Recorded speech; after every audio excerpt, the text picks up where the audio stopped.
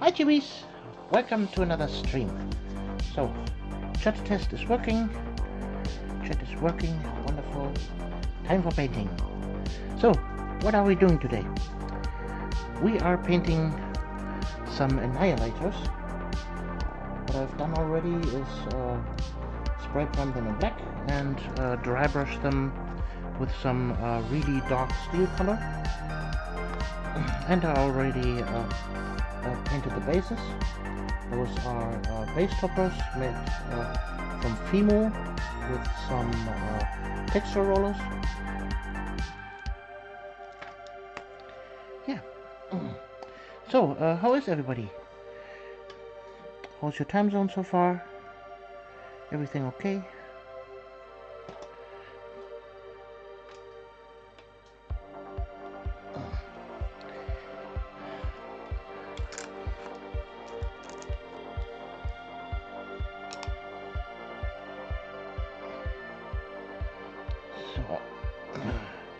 Glasses are on, so I can see what I'm doing.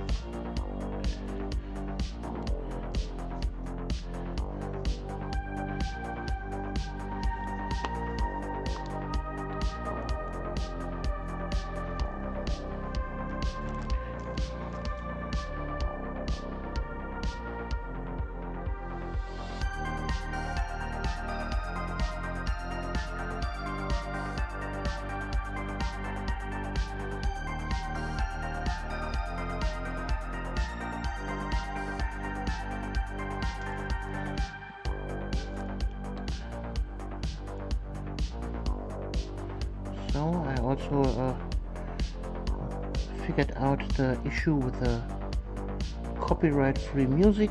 The problem was simply I had not, I have forgotten to insert the notification from whom this music is, and so I got a copyright strike.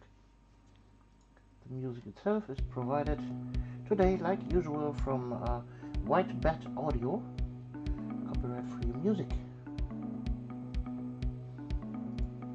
Today we are listening to 80s retro wave playlist.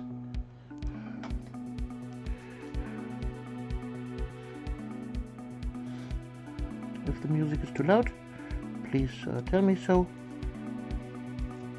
I can adjust it.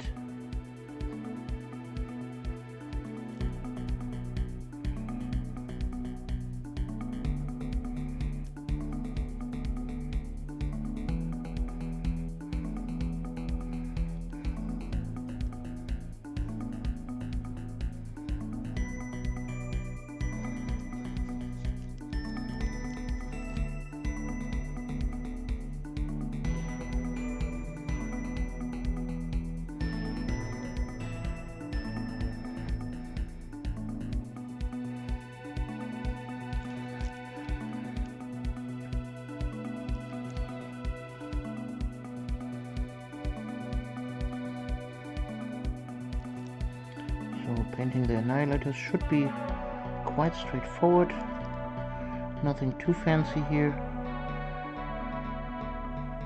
Well, my color scheme itself is quite simple when they don't have any tabards or cloaks. It's just silver and gold.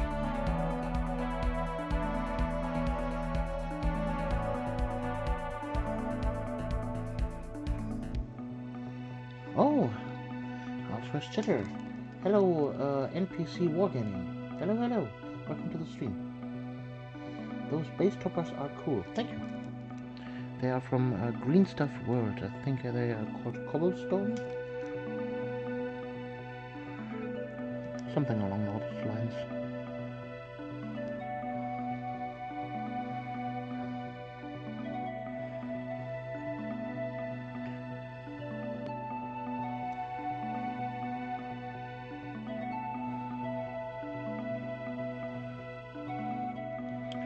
Like I said, I used a modeling putty called Fimo, F-I-M-O.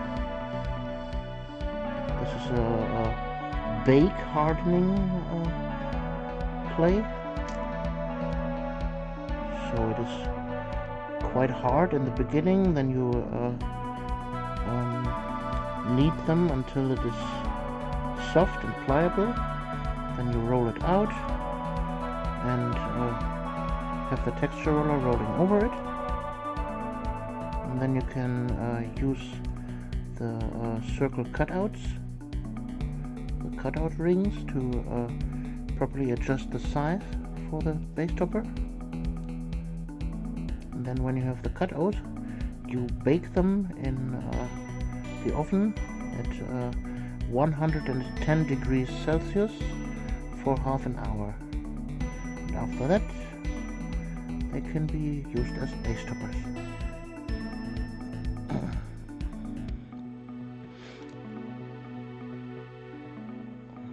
But you could also use standard green stuff for that.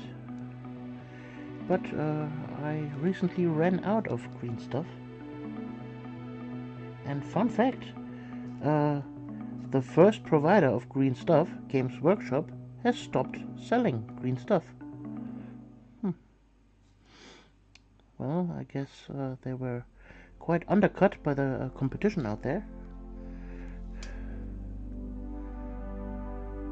with providing way more amounts of green stuff for way cheaper, and therefore the profit margin for Games Workshop on the green stuff front has dropped. Also, Games Workshop nowadays is not very conversion friendly, I would say. Back in the past, the hobby was way more conversion affine, but they changed that to only provide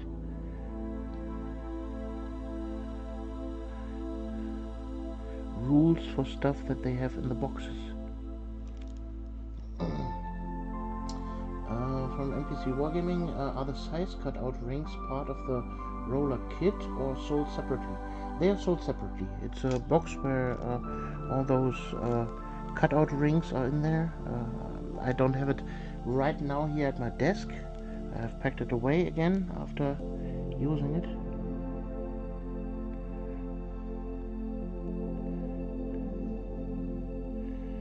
But they have quite a lot of different rings in that set. So the texture rollers are not sold in the set, they are also sold separately. And they have quite a lot of different texture rollers, from cobblestones over diamond plates, industrial stuff, Celtic runes, and all kinds of stuff. I think there's something for everybody in there.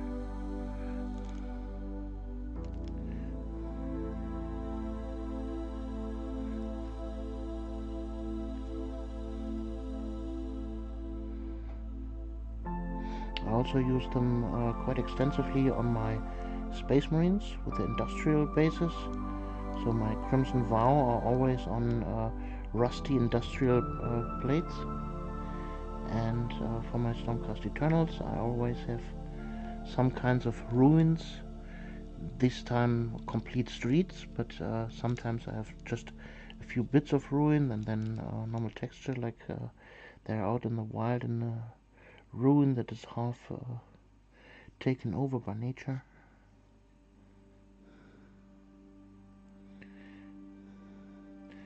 Consistency in the base work of an army can really bring the army together.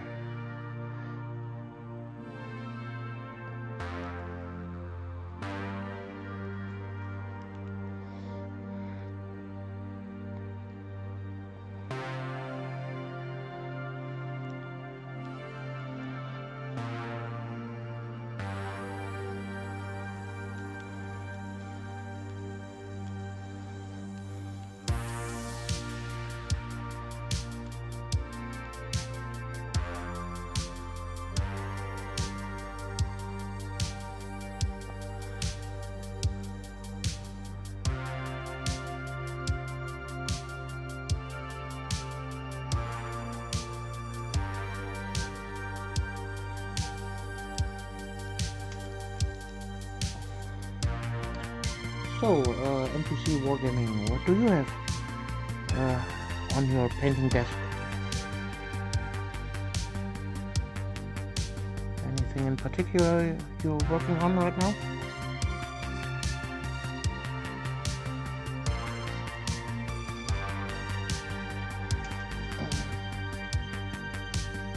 Hello, Hyperactive Hippie, welcome to the stream.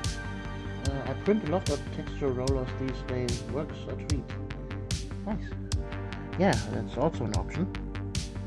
I think on My Mini Factory there are some, and also on Thingiverse.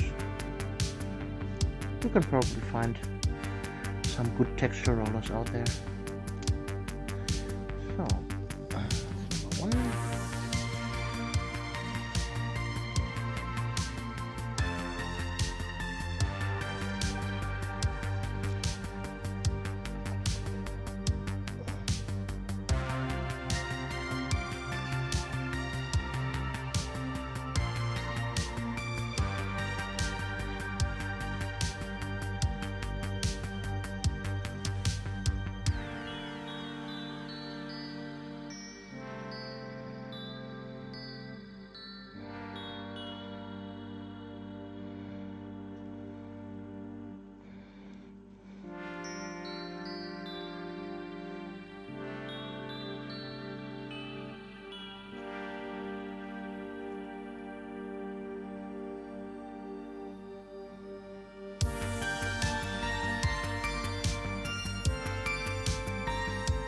But with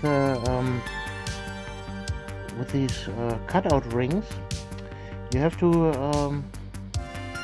be a little bit careful, because the labeling is a little bit irritating. Because, for example, I used the 40mm cutout ring for this one, but they were too big. So you can see here is the nice even cutout from the ring. And here in the front, this is where I had to cut it down with a scissor, because the 40mm was up to the edge of this one here. So, but the Games Workshop bases are angles, and therefore the top is not 40mm. So keep that in mind when you're using that. So for these cutouts, I should have used the 38mm cutout instead of the 40mm. So always measure the top of the base, not the base bottom.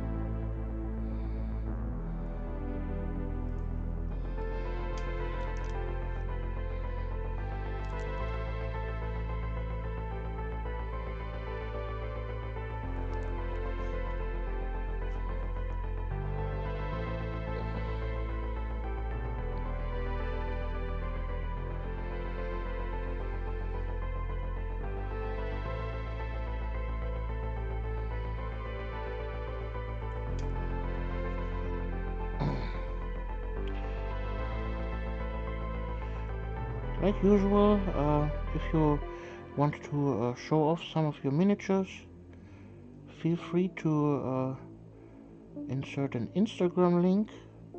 I'm Instagram link friendly. If you don't have Instagram or don't want to use Instagram, you can also drop a picture in my Discord in the show off or work in progress section.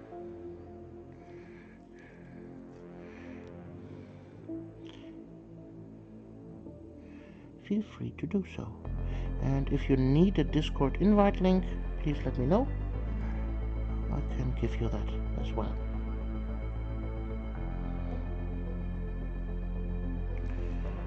I tried in the past using the invite link that never expires, but it actually expires after a week. That's quite strange, but well, I always have to generate a new one then.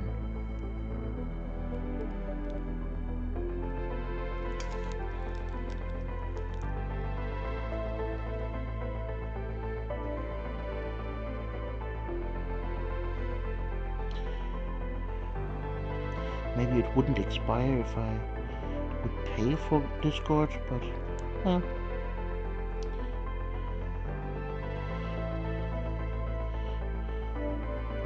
It's not like I have a community of several thousands of people in there.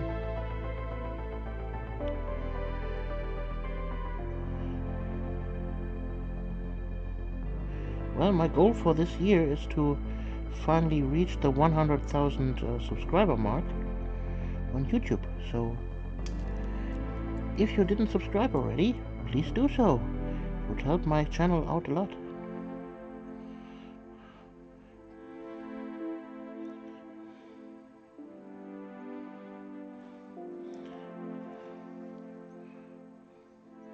And leaving a like.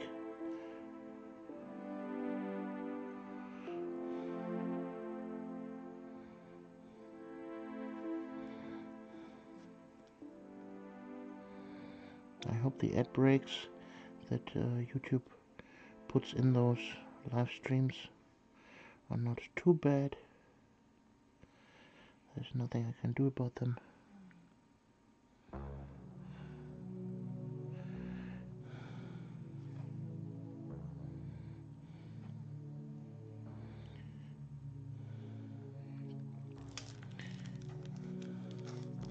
But otherwise, all my content is absolutely for free. So I hope you can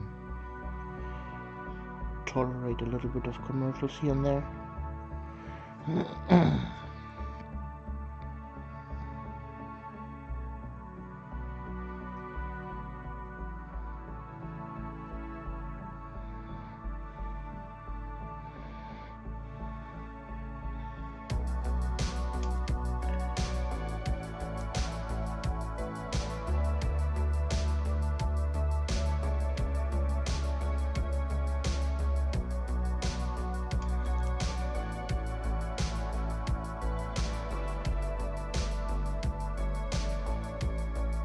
And please tell me if my breathing is too loud directly into the microphone.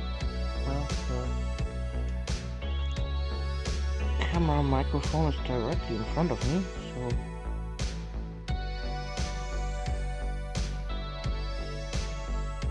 there is a high possibility that the microphone is picking up my breathing.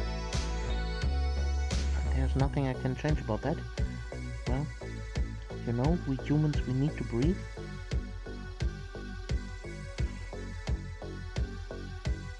Now it's a shocker, I'm not an AI.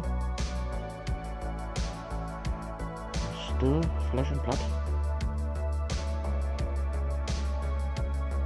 In fact, you can actually see here, this is my flesh.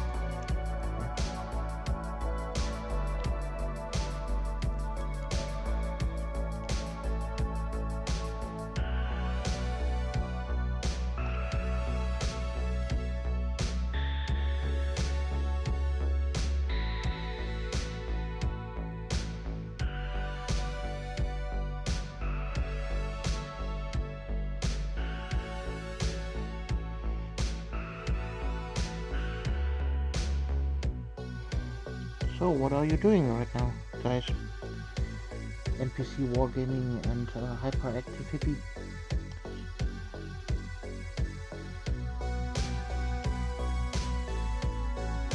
Are you at work? Are you at commute? To or from work? Are you at home?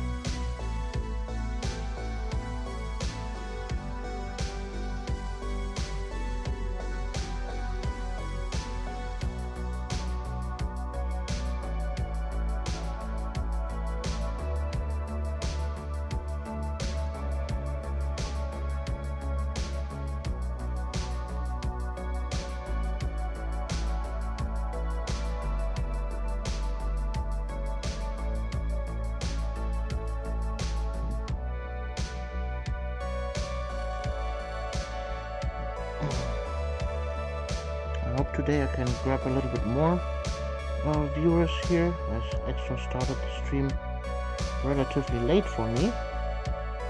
So in my time zone it's 20 minutes before 11 o'clock.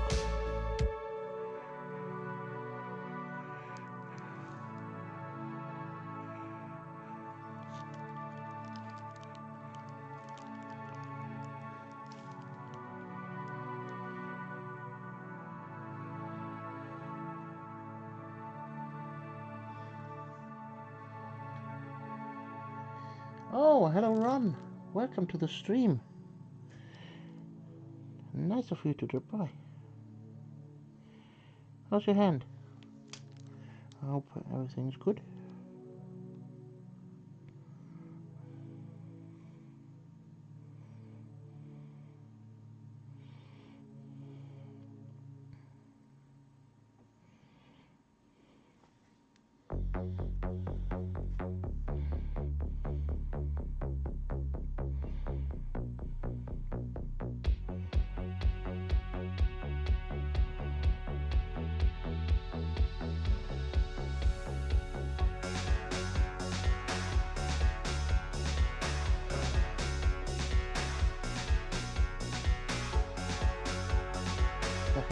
Starting my drive home, so no tighty, but we're ready for hanging while I drive.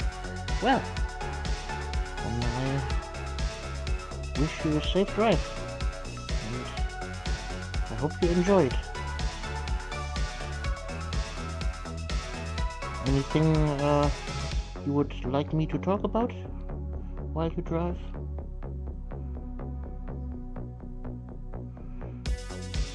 How can I provide you with entertainment?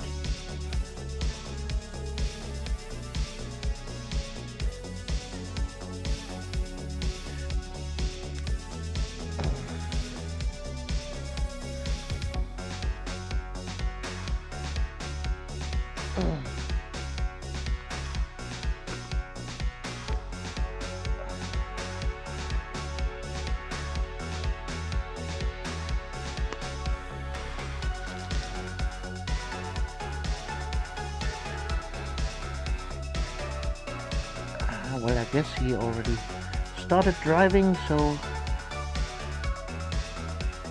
nothing we can do about it. Hope you drive safe. So, what can I talk about? Good question. That's always a good question. I never find the real answer for just talking into the void.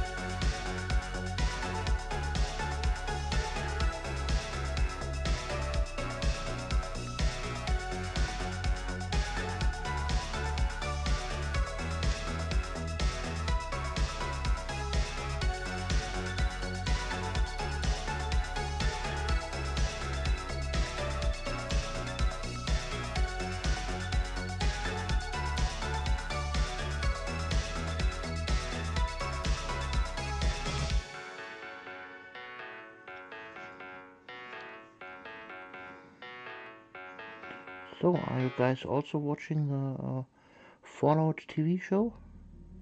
I just watched episode 6, I think it was.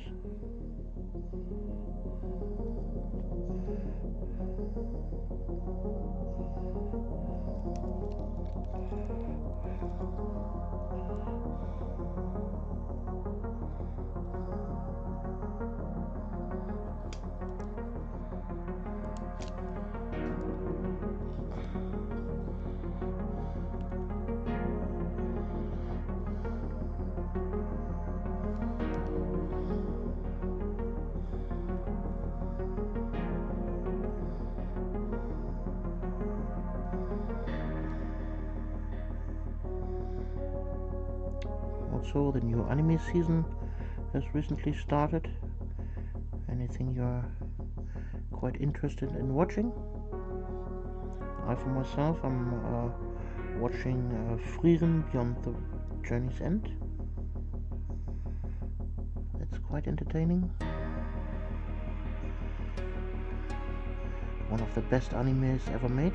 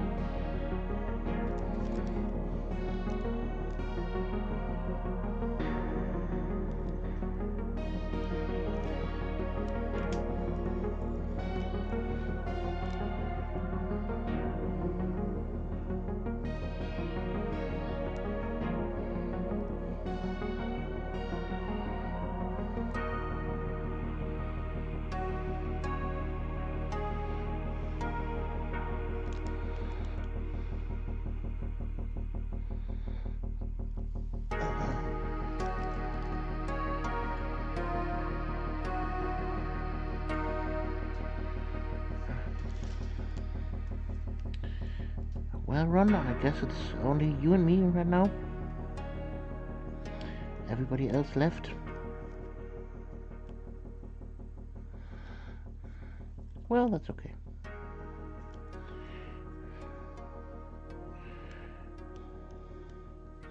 When I have nothing to talk about, this stream is quite boring. I admit that.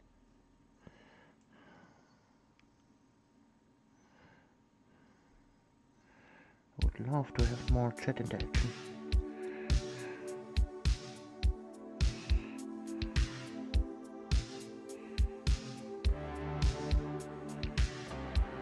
But without chat, there is no interaction.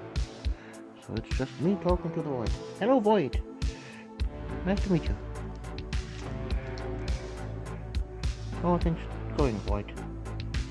Ah, well, you know, the usual void stuff. Trying to avoid things. Ah, interesting. So how are the kids? Ah, they're also avoiding me. The usual. Teens these days. Only concerned about their social media profile.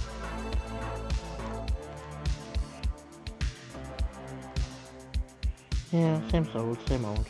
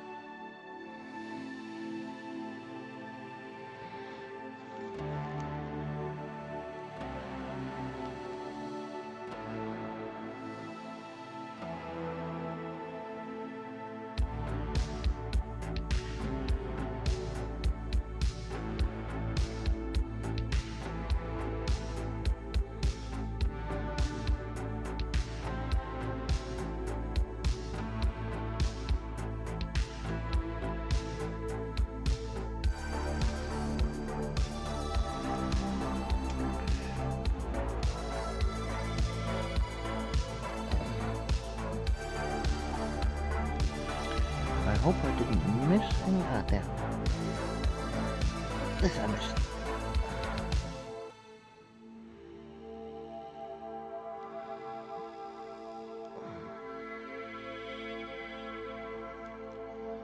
Those little diamonds on the shoulder.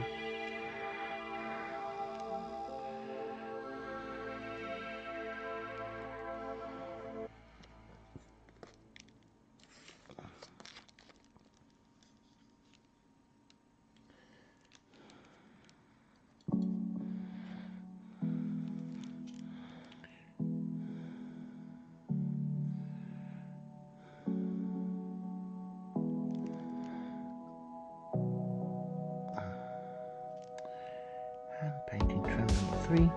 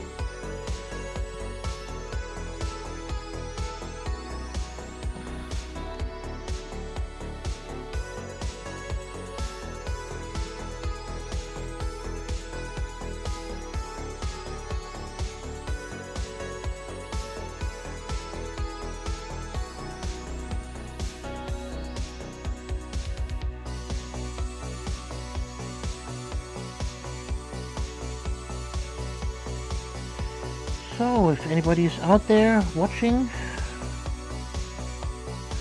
I hope you're having a good time.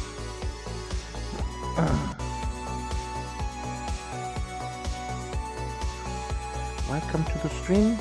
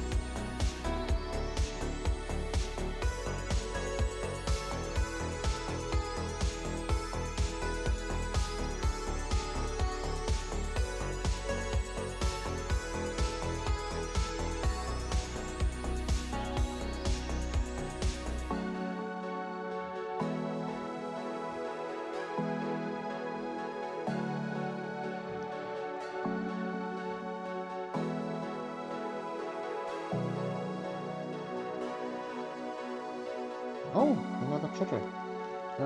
Cat Mint Jelly. Hello. Having a great time. Loving watching these live streams. I haven't painted in years, but always appreciate the craft. Well, what did you paint before you stopped painting?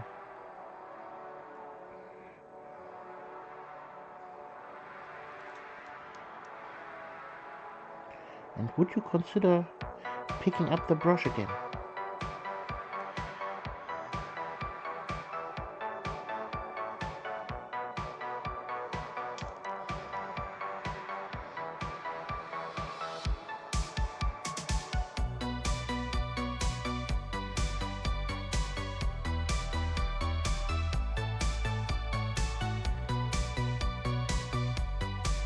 So for me, these streams are like I'm like in a good old days. I'm painting in a store, and some people gather around, talk to me here and there, ask me about my painting techniques, what exactly I'm doing there. This is how we back in the day had our painting tutorials. We had no social media, no live streams, no video tutorials.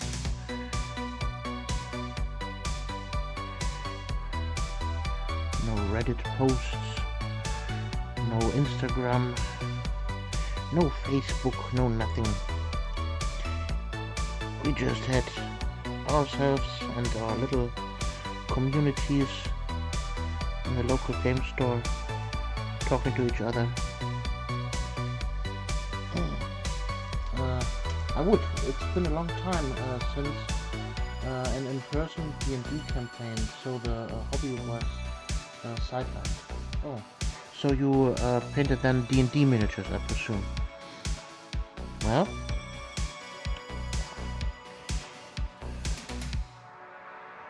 here in Germany, we never had this this culture, I would say, to have pen and paper RPGs run with miniatures. Here in Germany, we developed our own gaming system, or systems, several. So Dungeons & Dragons was introduced in America, obviously, and the first edition swapped over to Europe, obviously, but the distribution rights were too expensive, and so the company called FanPro and Faser, also Feder and Schwert, took the mantle up and created their own pen and paper RPGs. The first ones being Shadowrun, then Vampire the Masquerade, and Das Schwarze Auge, the Dark Sun, the Dark Eye, or the Black Eye. I think it's the Dark Eye in English. And also Earth Dawn. And what all those pen and paper RPGs had in common was that they only had to play with the theater of the mind. So there were never rules for using miniatures in those campaign books, and so therefore it never occurred to us to use miniatures for the board game, or for the pen and paper role-playing game. In America, it's more or less called a tabletop RPG. And well, with the introduction of Pathfinder and then 4th edition and 5th edition, Dungeons & Dragons finally swapped over to us and brought to us then the culture of miniature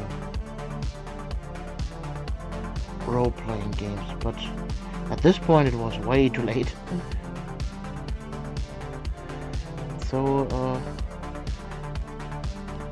I was introduced to role-playing games quite early in my miniature painting career, but it never clicked. I never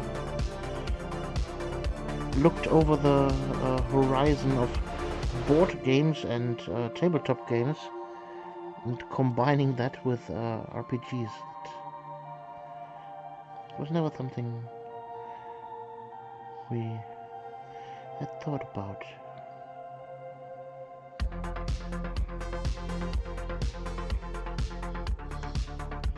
So you said that you would consider picking up the brush back up. So what would you consider getting into? Again, into pen and paper RPGs or tabletop RPGs, or more likely would you pick up a war game like Warhammer or Infinity, or there are so many options out there nowadays.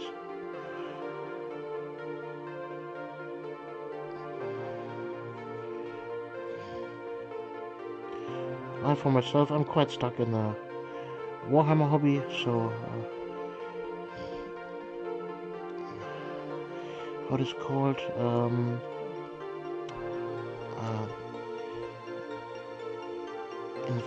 investment biased or something like that.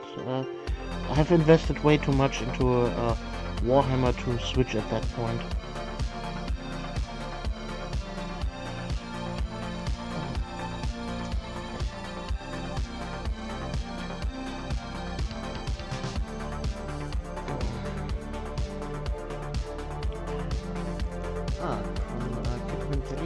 It's incredible. I had no idea that it was as late as 4th edition because of licensing. Well, of course you had your imports of English products here and there in Germany, and there were miniatures floating around, obviously. So I'm not speaking for the entire country. I can only speak of my personal experience, and in my vicinity there were never Dungeons and Dragons miniatures floating around anywhere. Not in the stores or in my gaming groups or whatever. Gold is done in the first coat. Yay!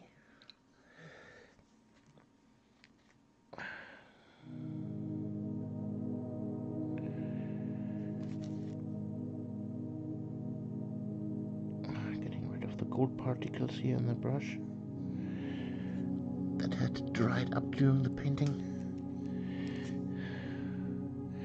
So when you're doing this here, this doesn't hurt the brush exactly, because when you're damaging the brush, you're damaging the tip of the brush, but when you're scraping away gently the color particles that have built up on the hair, that's not damaging the brush at all.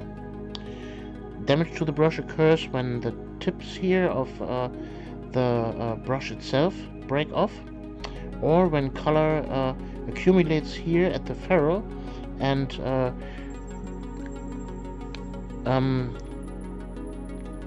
alters the shape of the brush. And you see, ta-da! The brush has already been back into shape.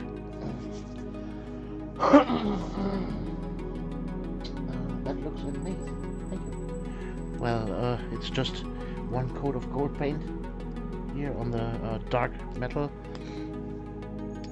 Soon I will highlight it and also shade it all. But let me quickly blow my nose. One second.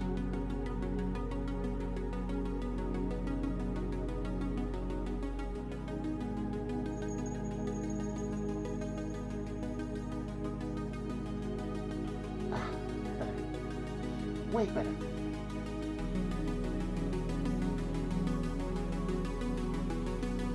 Have I done any brush care guides by chance? Well, not in particular, but I can provide you with some good advice. If you have your normal brush like that, a real hair brush needs care. So sometimes providing it with some conditioner, just simple hair conditioner would suffice. Just a tiny little drop, and then you swirl it around in it, and then washing it out keeps the hair in a good condition. Then to get rid of paint that is stuck in here, So let's see if I can find a real crusty old brush that is stiff. Yeah, here, for example, this one. You see, this one here has here the top is a little bit flexible still, but here near the ferrule, over time, color accumulated. And so let's see. Here I have a little jar of isopropyl alcohol, and we dip that right in there and let it sit for a little while,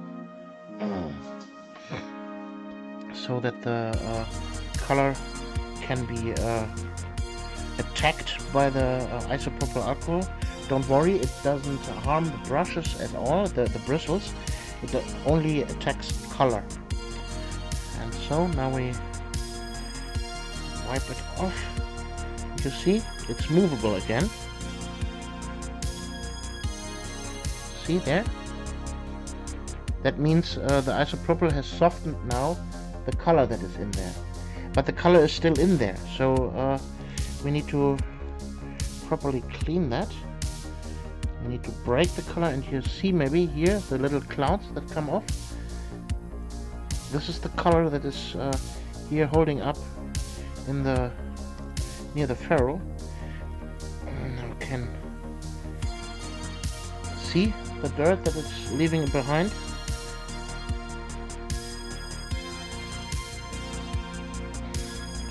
I'll wash that a little bit with water.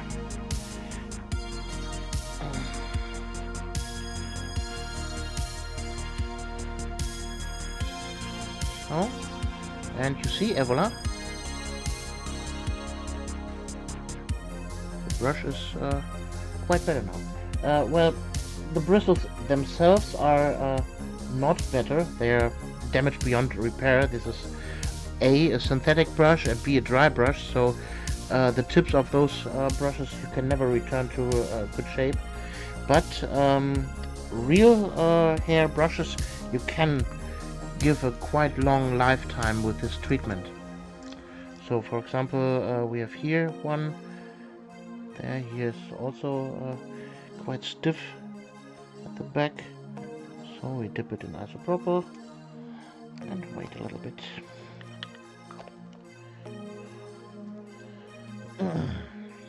So what I would not recommend highly, are those brush soaps. They have a tendency, so brush soaps are good for use right after a painting session. So for example, I can now use here my good clean brush and put it in here. You see there were little flakes that came off. You can clean your brush with that, and it will give the hair also a little bit of protection, but it will not clear out crusted and dried up paint like in this one here. So let's go in there again and remove all the gunk. You see how much is getting out there now?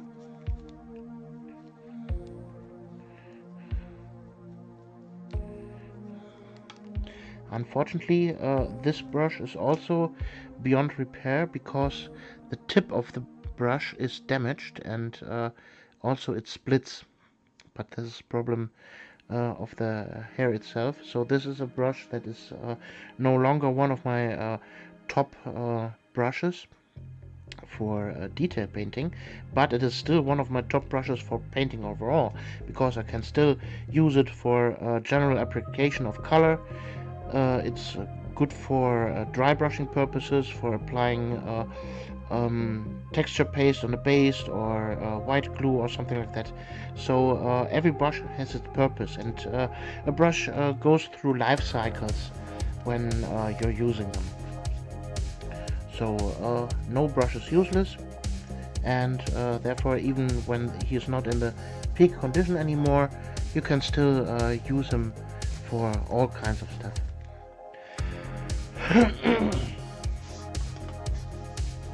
Yeah, I hope that gave you a little bit of insight how to take care of your brushes. Also, maybe you see that here. I always have my brushes, my good brushes, laying flat here on my desk. Why am I doing this? Because I'm not damaging them like that. I'm working here and I don't touch the bristles at all, and they're out of harm, but I can simply pick them up and work with them, and they're good to go every time. If you store them upside down, downside up, this hair is also in a good spot to stay away from damage, like for example here in my cup, on my other brushes. But never store a good brush that you just washed upside here, because the gravity will pull the color and the paint that is still in there down into the furrow. And so to have a brush drying, always place them like this. So he's floating, he has a good airflow to dry the bristles, and after that he goes to here, laying flat, always in a good condition.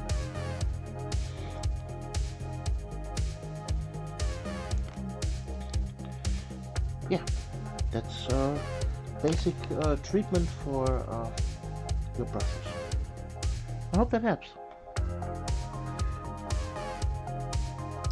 So next I need a little bit room, and always use one of those when you're handling washes.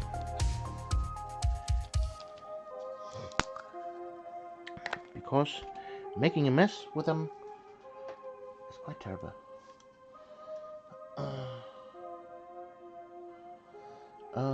From Catmint Jelly, I appreciate you taking the time. I was pretty ignorant on brush care when I started painting. Well, no problem. I'm happy to produce any kind of miniature painting knowledge to you. If you have any questions, just feel free to ask them. Don't be shy. No question is too stupid to be asked.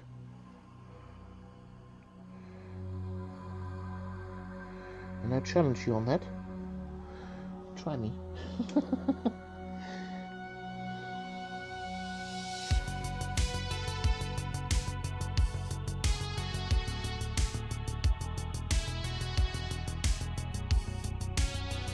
I am German. I also answer stupid questions.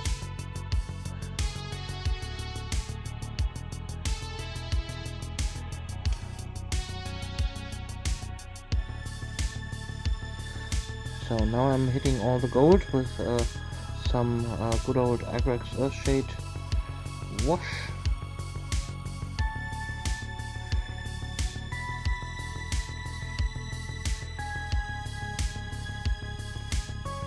To provide the basis for the next gold application, because that's what I painted before, was just the base coat.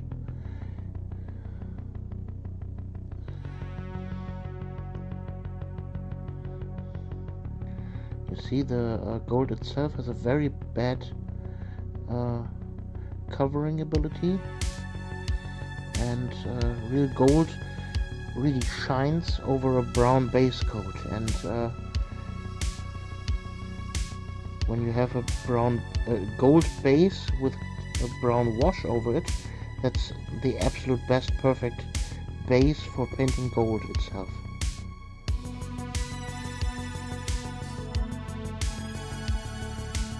I've tried using a dark brown paint for that, or a mixture of brown paint and gold, and all kinds of stuff I've tried over the years. But this method with first gold, then a brown wash, and then gold again, and then highlight that with some metal paint, some mithril silver or high aluminium rich color, will provide the best results for gold color.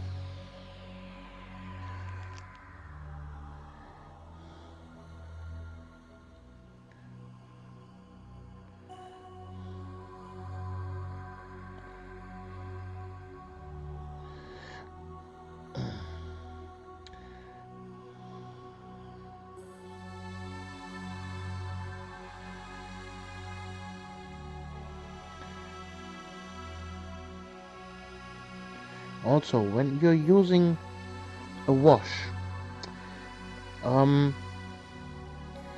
be careful with your brushes. Washes destroy brushes. The reason is they are quite liquid and they will run down into the ferrule relatively quickly. So if you're using a brush for an overall wash application, always use a bad brush. When you're using a good brush, the pigments will accumulate over time in the ferrule and alter the tip in the end, or the shape of the brush. It leads to splitting and a crusty brush syndrome, like that what we fixed recently.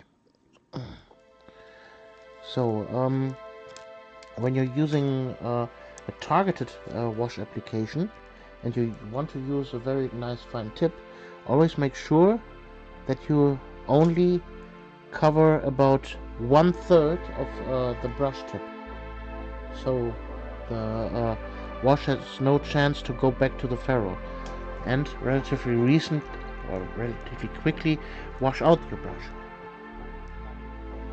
Got that? Good. Let's move on to the last one.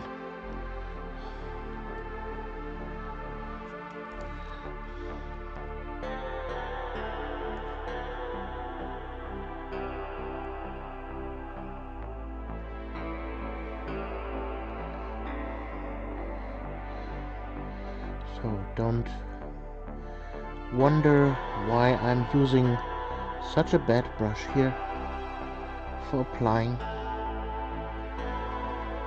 colors.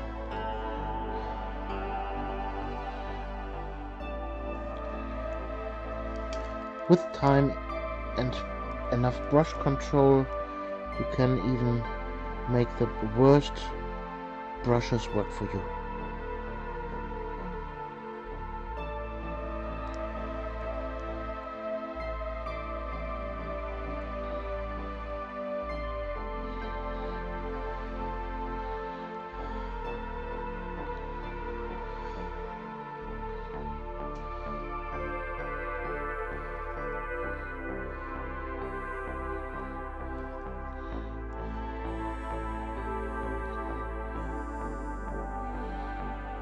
So now it's time for an ad segment.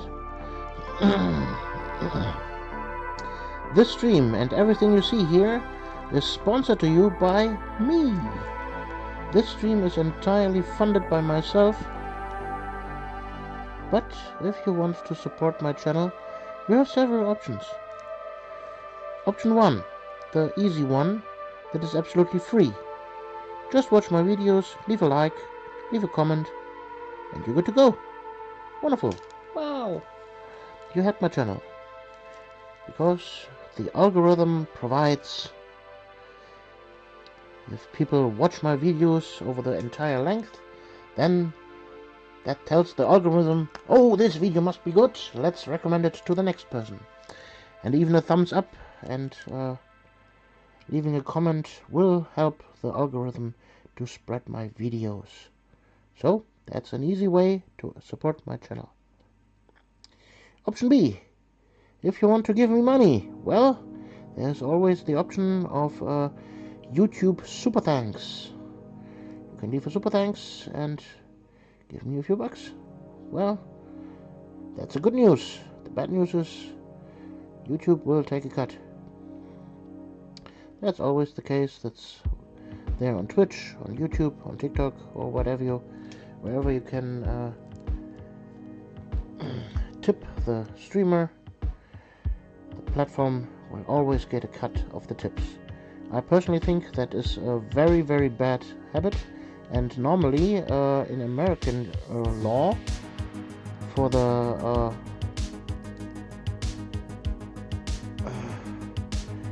employer, it is forbidden to take cuts of the tips.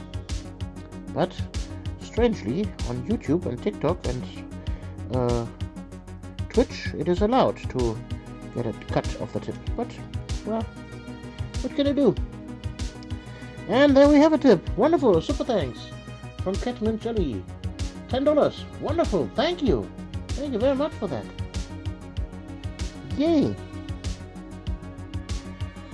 So, for that, you can give me the next topic I can talk about. Please provide me with a topic of your choice.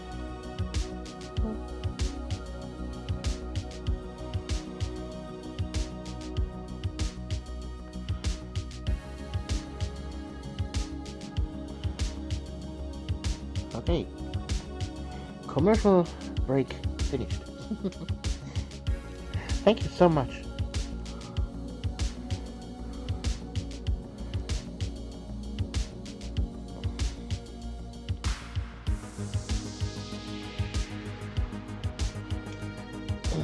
The last person who tipped me provided my channel with these 2 new colors.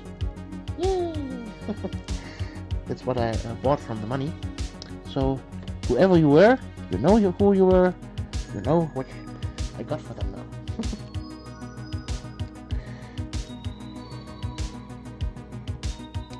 So every tip will flow straight back into the channel.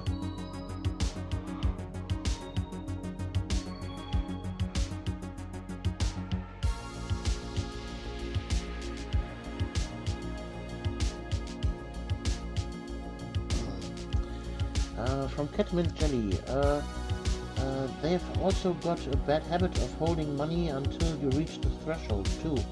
Thank you, I've been watching for a few years now and usually lurk, so it's nice to pop in and say hi. Yeah, thank you for popping in. It's always nice to have people here to chat with me. I really hated talking to the void, you know? Having real people to talk to is quite nice. It makes this quite enjoyable for me. And when it's enjoyable for me, it's enjoyable for you. So it's a win-win. Yay!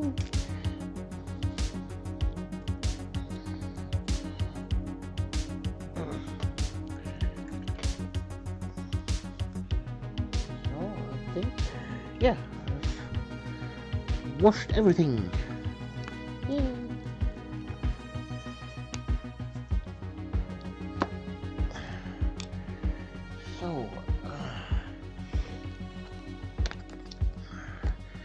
But speaking of bad habits, there is a bad habit that I have, and it is called smoking. So, where's my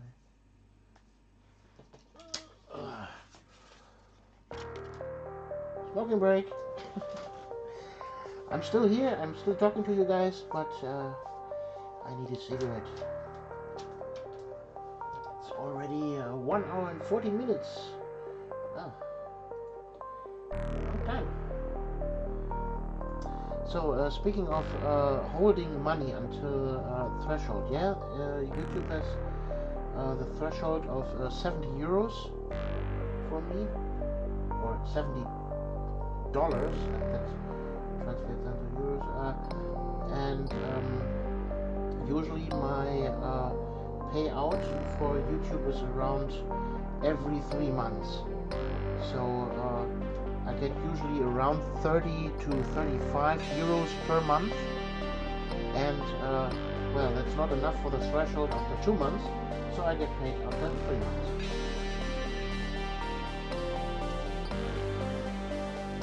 But with a donation of $10, that might boost the thresholds to 2 months now. So thank you. It helps a lot.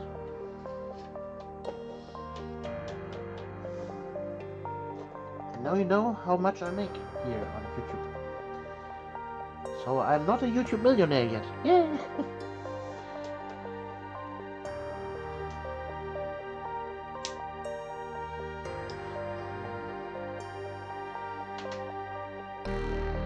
So, and by the way, kids, if you are thinking about smoking, don't do that, because you end up with having to use this here. So think twice about starting to smoke. Don't do it.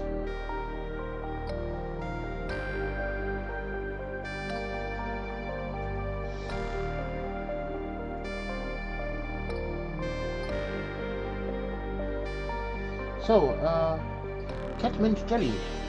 What shall I talk about? Tell me, what are the secrets you always wanted to know about me?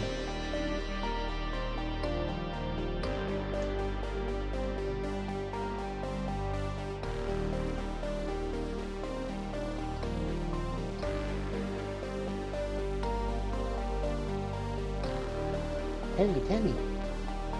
Who could...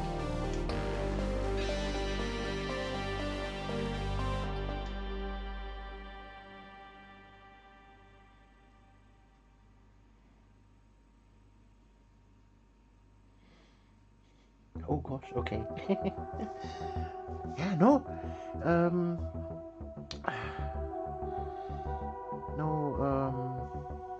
No pressure. Is it too generic to ask about the Warhammer scene in Germany? Well, what exactly do you want to know then? Here in the US, there is a stigma, but it's hard for me as a woman to get into the scene. There's no stigma here.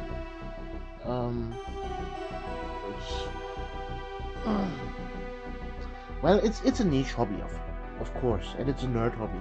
That's always been a given, but if you explain people, yeah, it's painting miniatures and it's a strategy game. Nobody bats an eye about that. So I've never encountered any bad juju about that. So from Catmint Jelly, I usually end up gaming with my husband's friends group. Yeah. So we have here obviously local gaming clubs and local gaming stores, the local games workshops, and then people come around and talk to each other and maybe bundle up for games at home or games at the store. Then you have obviously your normal tournament scene. You just show up at the tournament with your registration and your miniatures, and then you play the game. Nobody bats an eye if you're a woman or a man. Okay, it's quite unusual for a woman to walk into a store, and but there's nobody starting to make a panic about that.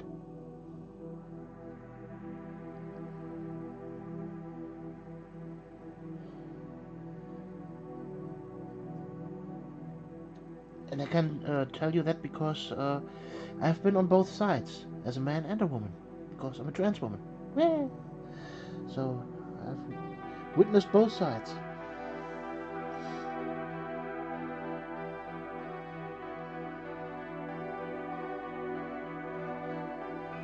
Anything else you want to know about the German gaming scene?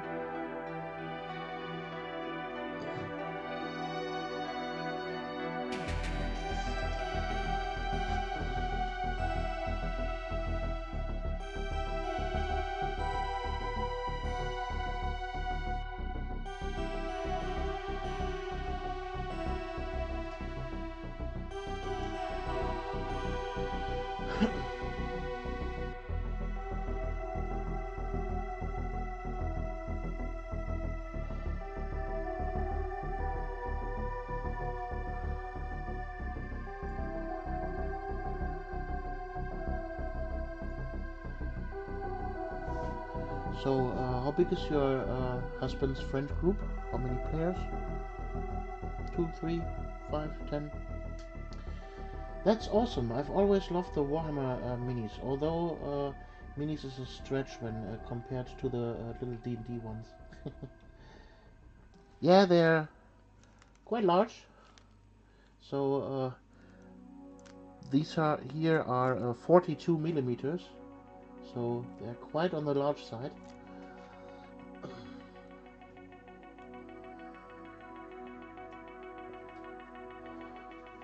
But even your random poxwalker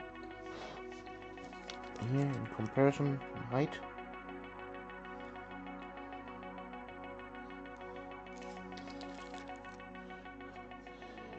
Welcome back, Ron. Drive driven, home safe. Now I can type again. Hello, Catmini Jelly.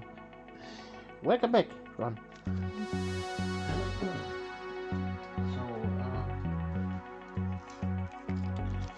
So this is normal human size. You can see this is from the eyesight 28 millimeters exactly. So this is still a 28 millimeter miniature. This here is to the eyesight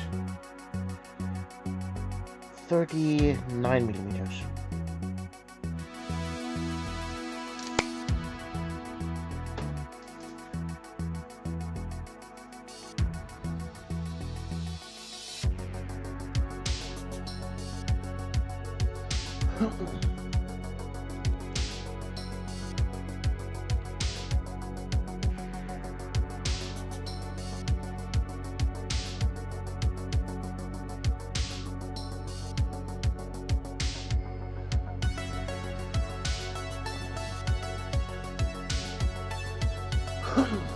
So Ron, how's the weather? Is it snowy?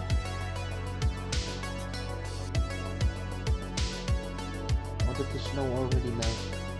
In Germany it's already all the white's gone. We had a extensive winter of exactly 1 week.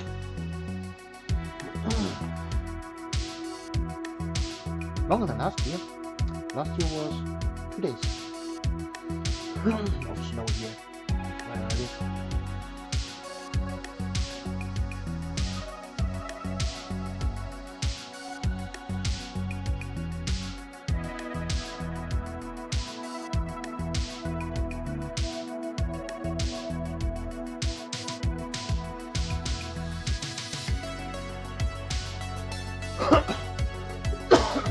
Sorry.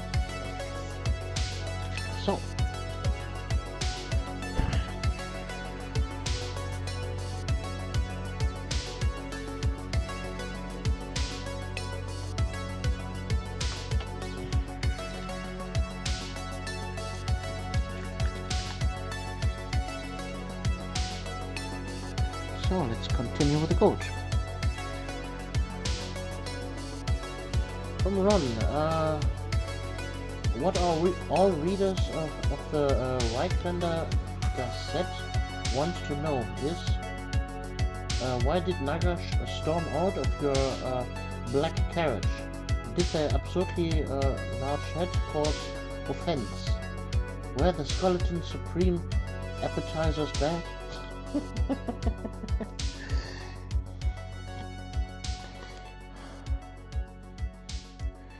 So, have you read the Town Crier?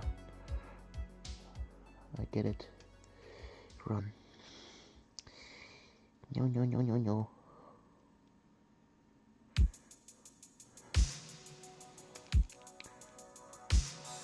So, for the gold, I now paint over the washed areas and highlight and leave a little bit of the dark brown behind. There. Paint the upper facing parts in brighter gold. And voila, we have a nice shading. And you see the gold application on those surfaces is much better over the brown.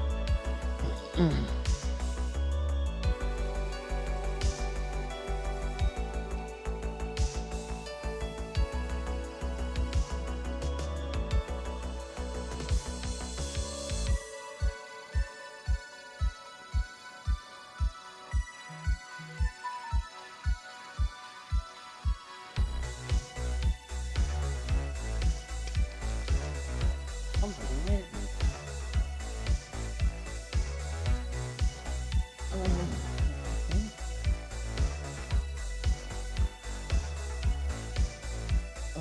From Ron was a snowy drive. Lots of blowing snow and slow but steady traffic. Oh, see, it's snowy.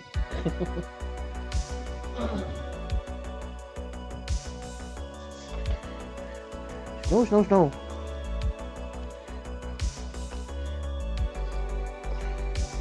Random cat hair at the tip of my brush. That's good. Let's quickly remove that.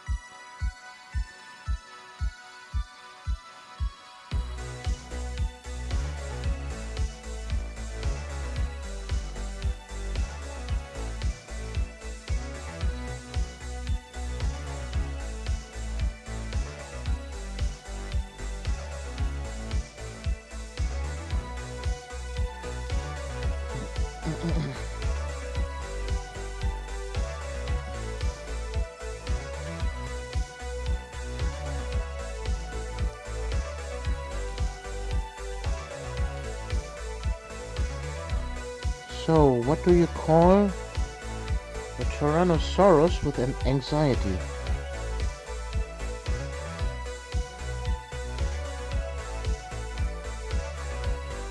A nervous Rex.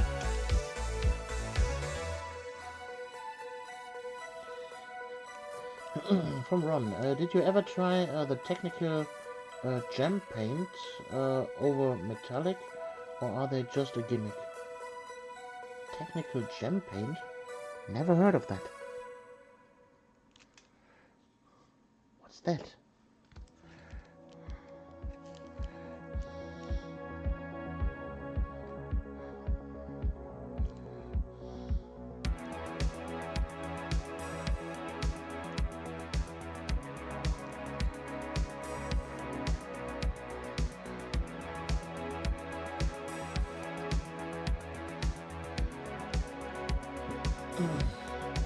I've heard about using contrast paint over a metallic base, and I'm not a fan of that. But a technical paint for gems?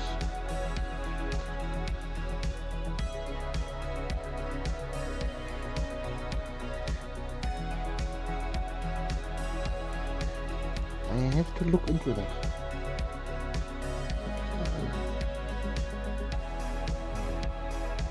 GW did a set of technical gem colors to paint over metallic base coats. Meister Umbreon, hello there, and all you wonderful cubies. Well, hello, welcome to the stream. Nice of you to drop by.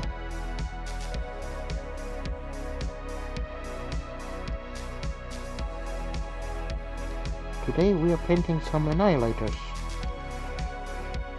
from the good old Dominion set.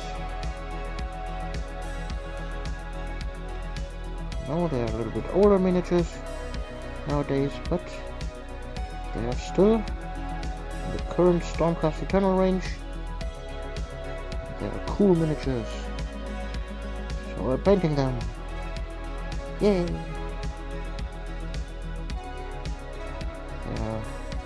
Like the Terminator equivalent for Stormcasts. And I think they look quite a lot better than the previous iteration with the Retributors.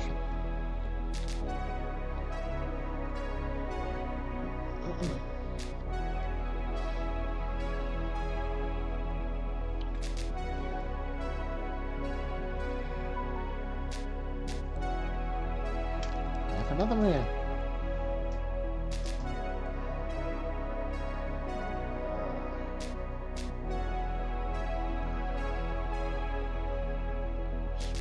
Waystone red, Waystone green, Soulstorm blue, and Stormhost silver.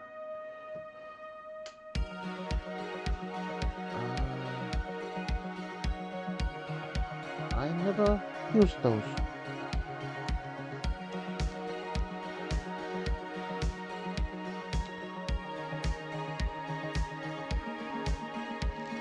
So for everybody curious, those are the colors.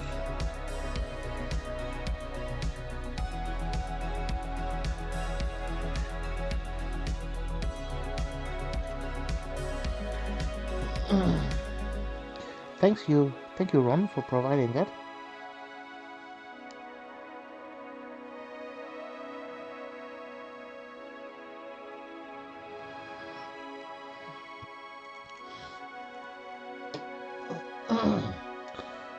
From Meister Umbreon, about 16 years or so ago, you were one of my first guides into miniature painting, and I'm happy to see that you still are here to show us this wonderful hobby and guide others into it. Yeah, I'm so sorry about that. But it's good to have you in the hobby.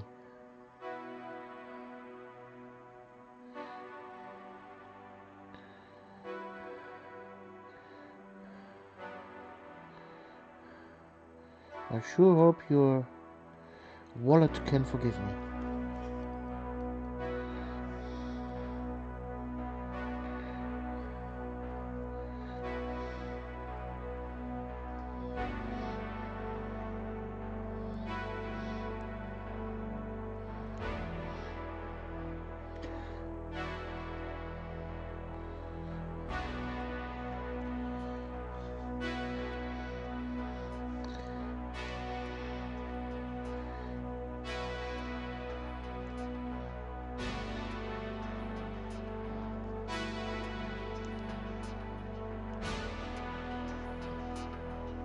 Yeah, I'm always happy to hear something like that. That people say that I brought them to the hobby or brought them back to painting. That always warms my heart and keeps me going even longer.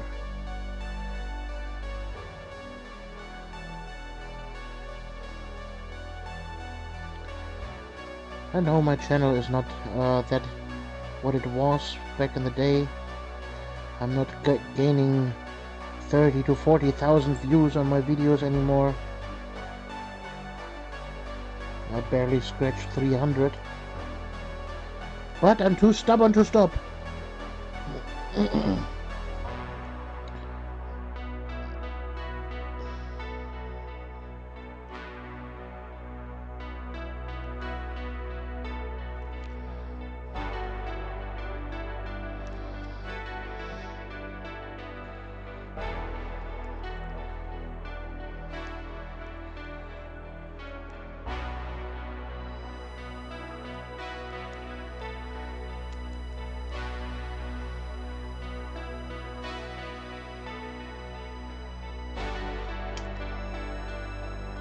From Meister Umbreon, played and painted lots of 40k stuff, Malifaux, Star Trek, Attack Wing, some Warhammer the Old World, and for about 2 years now historic wargaming miniatures with bolt action. And Ron, GP is like an archivum scribe established in the Archeotube days, known to those who were there and available to those who seek. From Master Umbreon, I especially love painting rust, chipping, and battle damage in any kind of way. Yeah, there we have something in common. I also love battle damage, rust, and dirt, and grime. Grime!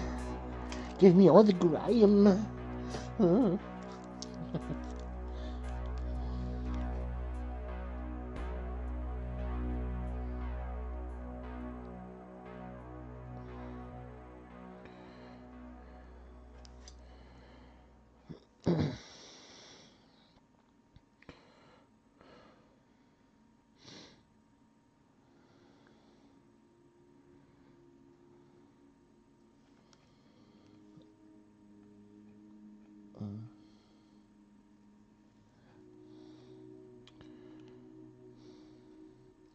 Yeah, I'm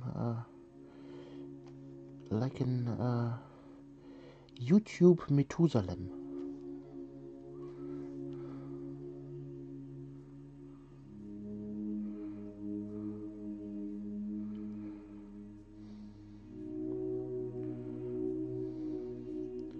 I'm a first generation Warhammer vampire.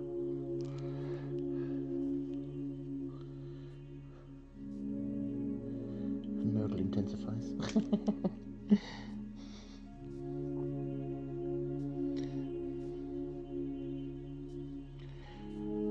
Yeah, I treat my Death Guard as one continuous paint training project. New color combinations, new chipping stuff.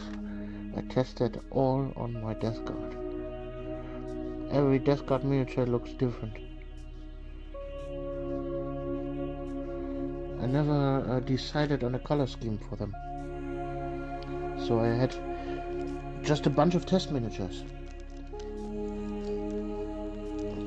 And they accumulated more and more and more. And I still couldn't decide. And then one day I said, well, screw it. Every miniature looks different.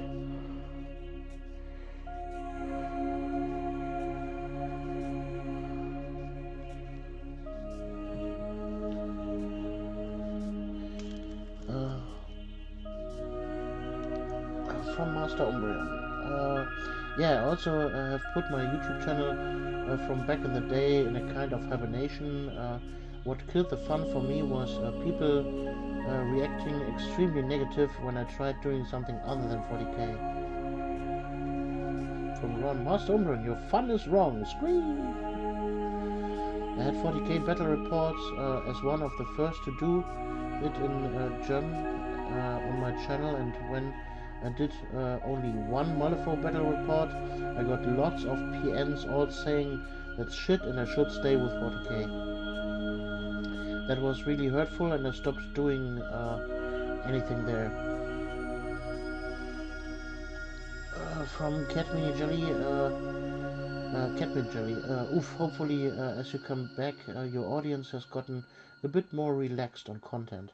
Yeah, well, back in the day, the neckbeards out there tried to gatekeep everybody into only Warhammer, only Warhammer, only Warhammer. But, well, nowadays you have other game systems out there that are quite prevalent on the YouTube scene. Like, for example, Trench Crusade right now is on a big hype. Then you have one-page rules and Kings of War and all those other war games out there. So obviously, when you're straying too far from Warhammer, you don't get much of an audience. But over the years, I've seen that the haters are getting way less hateful these days. And a good tip that I can give you, that I learned the hard way over the years, is always remove the bad comments and don't interact with those trolls. They only want to troll, and they have no good intentions. Just leave them be. Don't feed the trolls.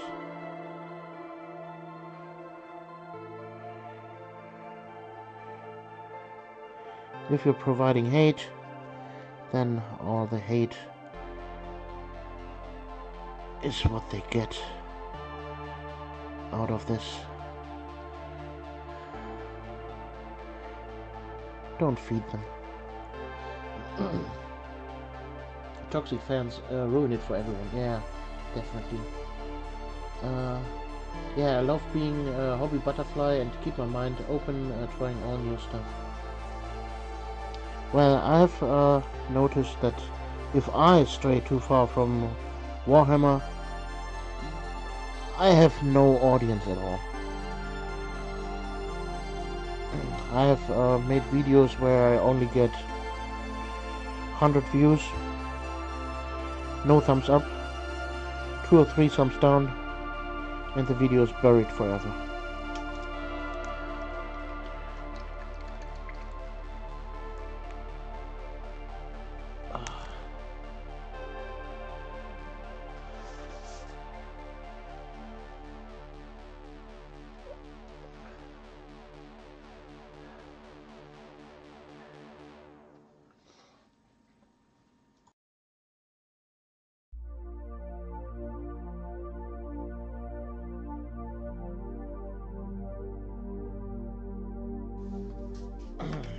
Sorry, I had to quickly blow my nose.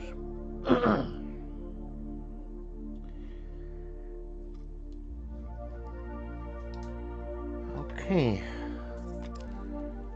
second layer of gold has been applied.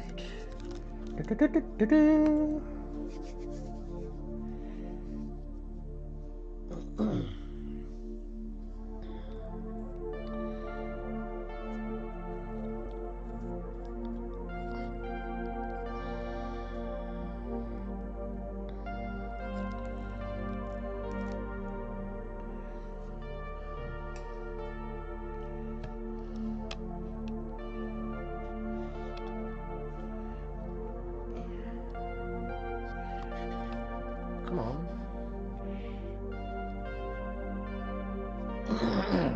There. Camera level again.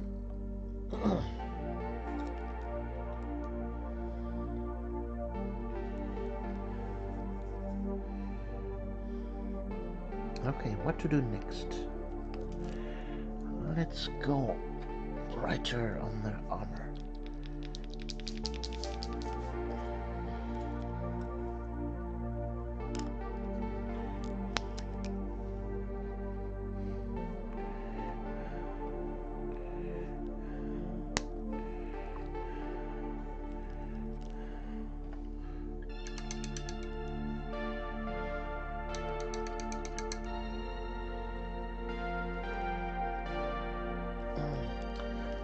Those are Age of Sigmar minis, or what are they? Yes, they are Annihilators from the Stormcast Eternals. They were introduced in the Dominion box set from Age of Sigmar, 3rd edition, with Indrusta and all the other miniatures.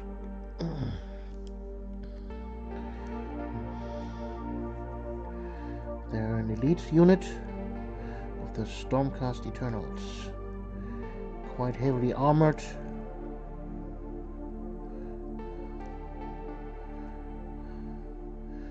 I believe they have a 2+ armor save like Terminators and 40k.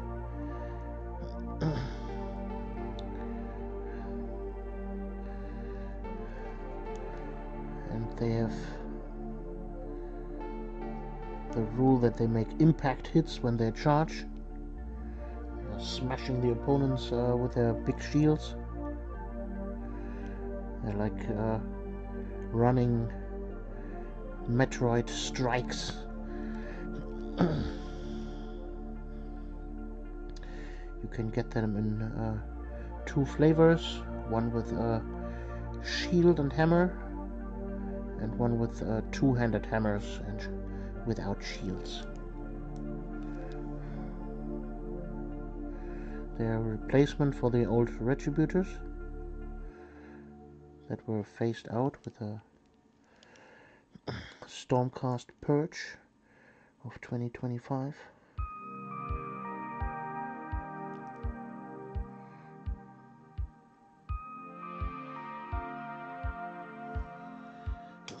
Big bulky dudes, yes. They are your big bulky dudes.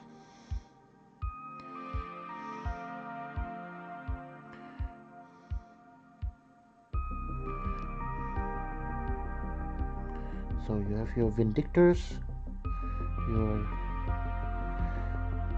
steadfast protective unit with spears and shields that hold off the opponent. They are like your ambers, your anvil, and those here, they are the hammer that strikes. Have you played any non-GW tabletop in the last years, or planning to look into something?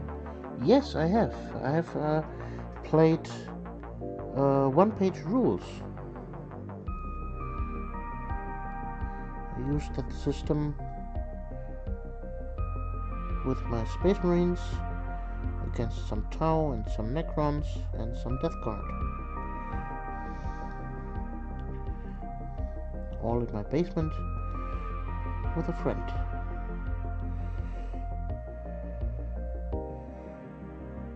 Who unfortunately left the hobby and didn't want to play anymore, after I urged him to paint at least one new miniature.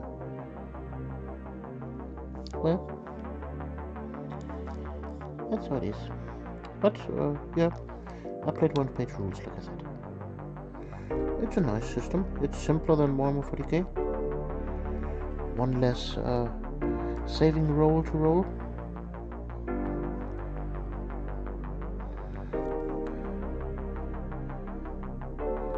Normally you roll to hit, then to wound, and then your armor save. And in one-page rules, you roll to hit, and then the armor save.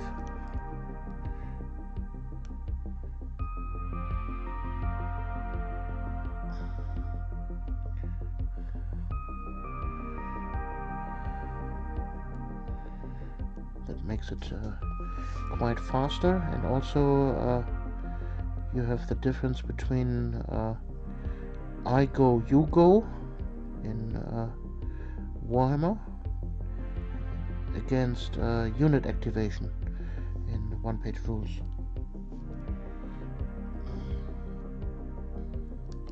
Oh, I love one-page rules. Yeah, it's a cool system.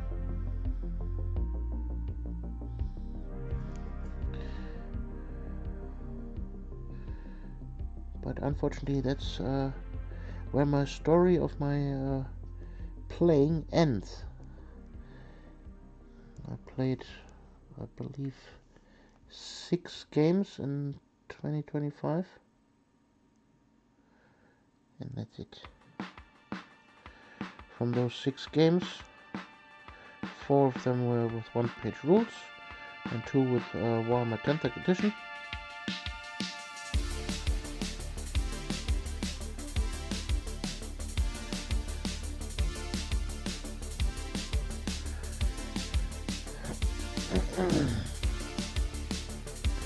I have played one game of, well, better said 1/2 game of Warhammer Spearhead, the Age of Sigmar smaller version, similar to Kill Team.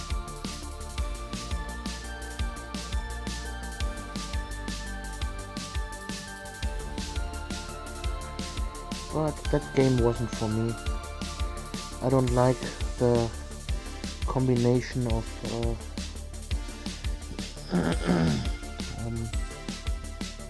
tactical cards that you have in combination with your army rules. Those are gotcha mechanics, combat tricks and stuff like in Magic the Gathering. That is nothing for me. I hear only good things about it. People praise it for that. It's a novelty, and people really like it. Well, call me old-fashioned. I don't like it.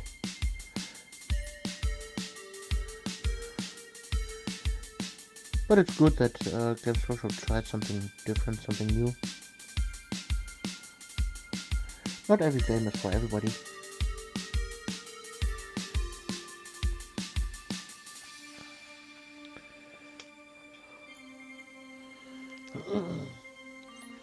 Oh, I missed a lot of chat. From Meister Umbreon. For one-page rule skirmish, I have a Zerg from StarCraft and all female Rambo-like Imperial Guard on Vampire Count and Goblin Army. Enter Tomb King army for 1 page. Rules, rank and fire fantasy game. From Ron, I always found IGYG to be the really lopsided system. I go YouTube. Stream rip? Rip? No?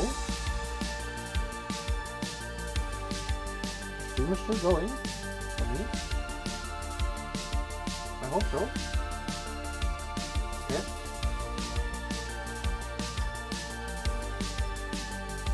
Chat is still going.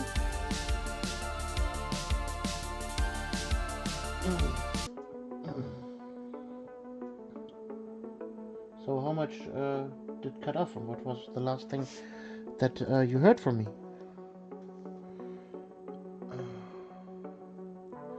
So from Ron, I like the sound of alternate action activation. I also like how Andromeda do the die. Maybe the same. For me the stream doesn't load anymore. Don't know, must have been an internet hiccup or so. Okay. Well, hopefully it stays so. So this one is done.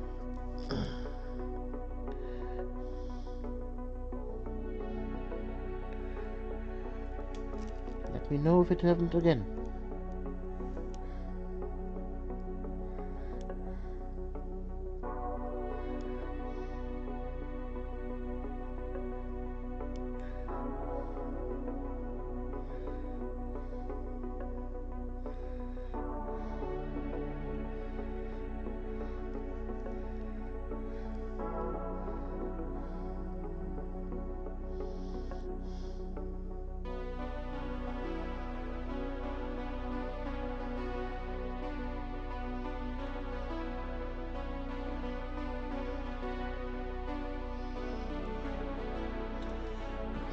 Yeah, I go like in 40k. I also does not like anymore when you don't have the first turn and your opponent eliminates out of your army in one turn.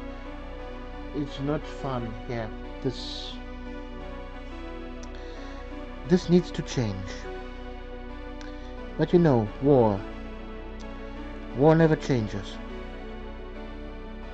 Or in this case, Warhammer never changes.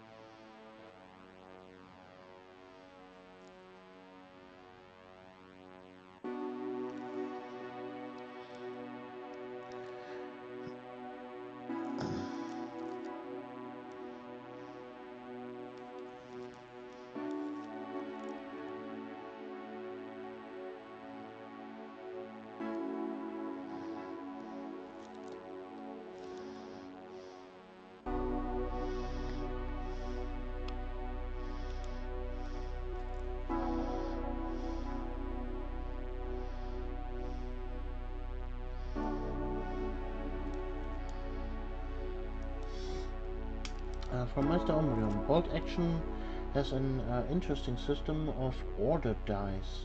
For every unit you have to put one order die in a bag, and then they are pulled at random. So when you have lots of little weak units, you get more activations, and there are higher chance to get the first activation than when you have just some but huge strong units. So they go in dice order then.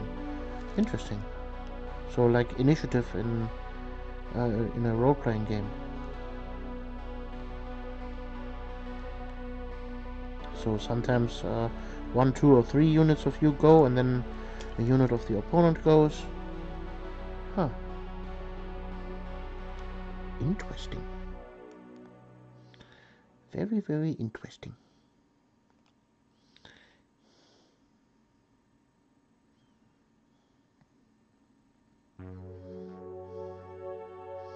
Oh no, I missed gold trim there.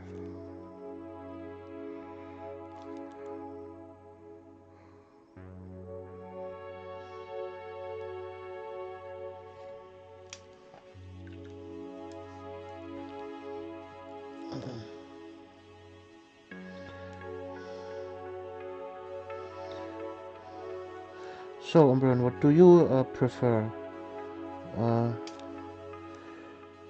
I go, you go. The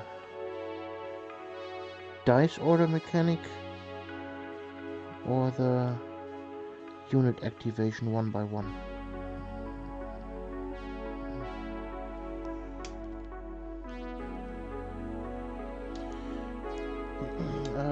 From my Umbreon, yes, makes it really interesting and not foreseeable, but more fair than watching your opponent's whole turn. Definitely.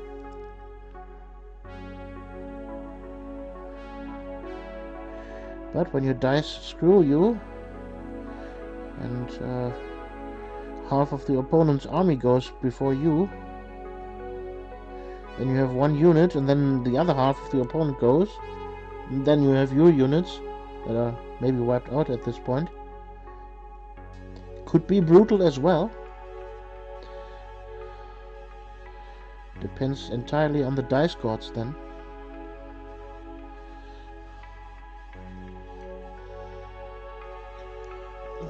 And there's also an ambush order where you can order to not shoot but can interrupt the opponent's turn when they come into your shooting lane.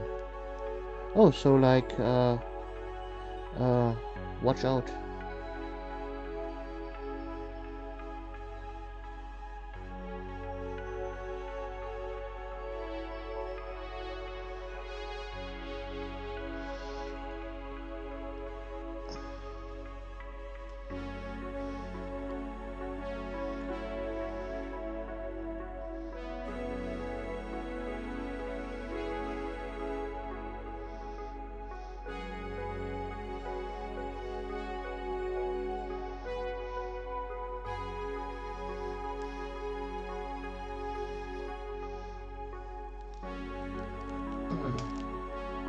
From Ron, I also really like the staggered deployment of Conquest. Skirmishers arrive first, then mainline units, then heavies.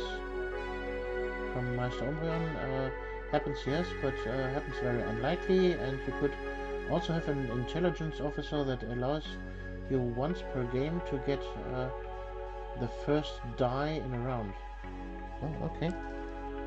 So you can manipulate that a little bit with your army composition. Interesting.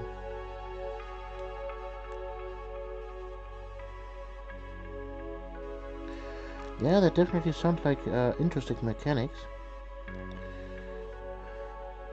It would be nice to test out. But unfortunately, like I previously said, I'm stuck way too deep into Warhammer and starting a new army project just because I want to test some fancy rules from a different system.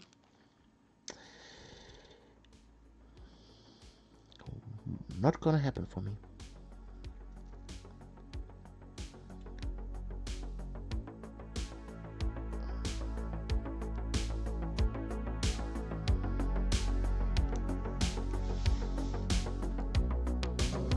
Definitely, I prefer any kind of alternating activation. Don't want to watch my opponent play where I watch them play out their turn. Yeah.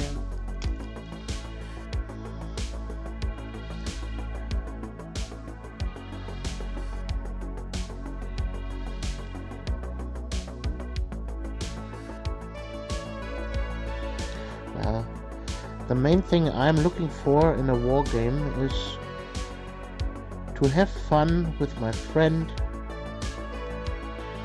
that I'm playing with, watching my nicely painted miniatures on a battlefield move around and do cool actions.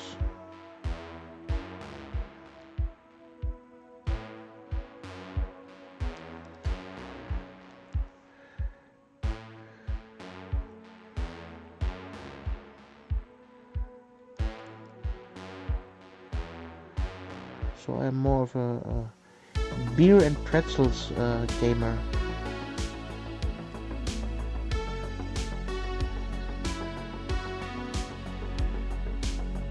But I don't drink beer anymore.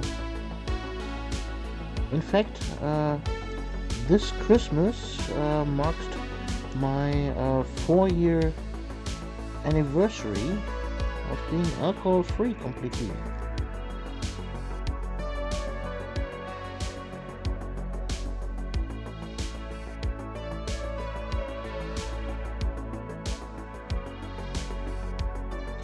Well, I must say, to be fair, I never had a alcohol problem in the first place. I wasn't addicted to alcohol. I just decided to not drink anything anymore, regardless.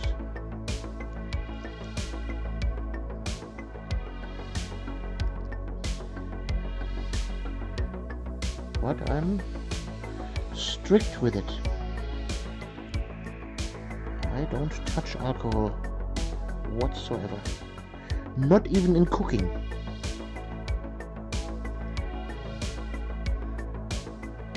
I haven't made a red wine reduction in years.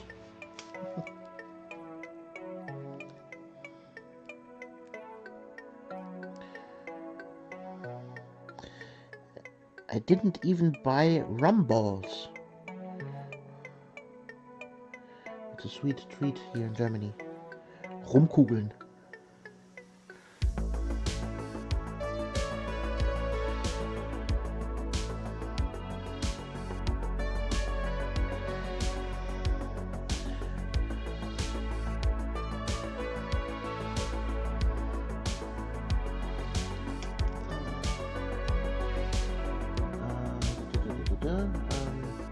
From my Sovereign. Yeah, me too. I have 5 40k armies of all of 2000 to 6000 points each, but haven't played 40k for about 2 years now.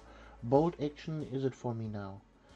Yes, we had the talk some month ago, because some of the players in our tabletop group are way too hardcore tournament mindset, and most of us just want to play for fun. From Ron, up dude for beer, bonus points for fresh pretzels. Oh, happy 4th year of alcohol abatement. 1 German beer equals 100 other country beers. Facts, don't look it up. I know I'm lying. For my Sombron, I also didn't really drink any alcohol anymore. The New Year's Eve, my girlfriend and I had a bottle of Rock Bubble instead of champagne. So, yeah, nice. Welcome to the club.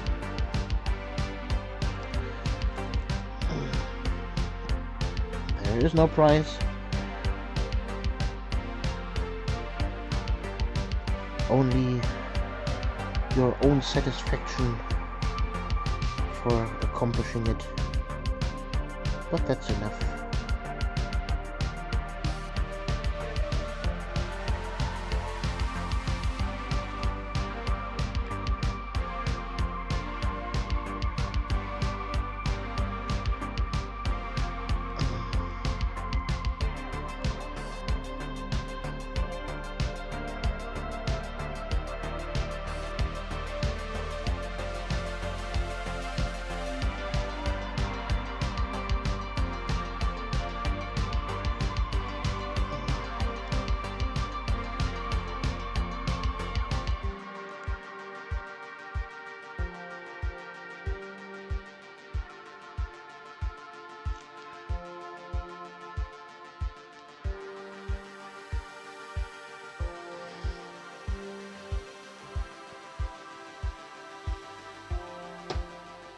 So, first silver coat.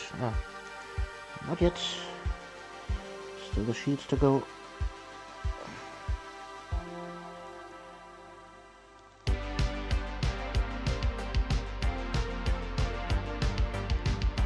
Did I mention that I normally hate batch painting?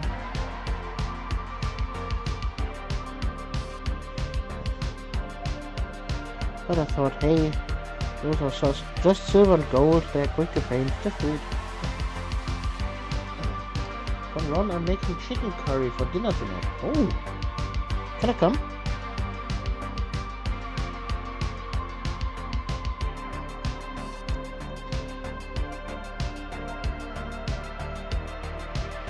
Love me some good old chicken curry.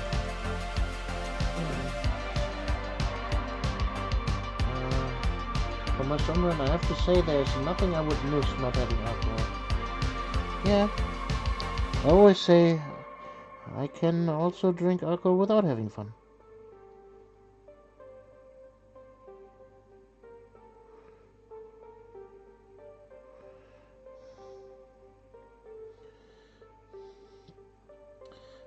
Hobby chat and cooking is fun. Yeah. So we are in Ron's kitchen right now, everybody. Everybody behave.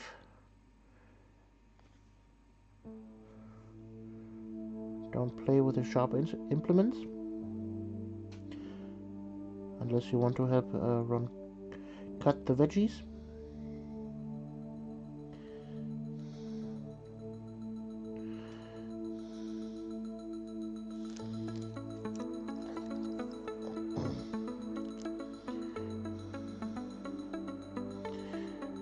Thank you, Ron, for saying that. Now I'm hungry. Dang.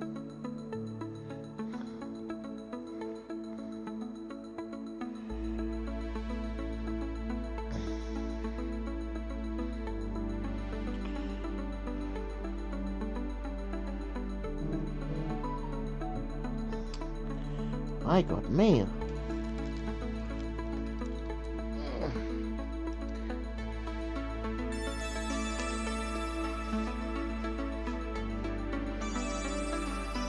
From my sunroom.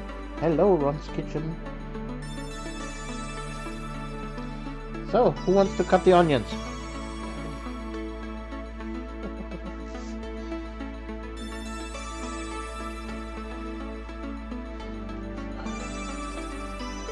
Hey, Hardrich.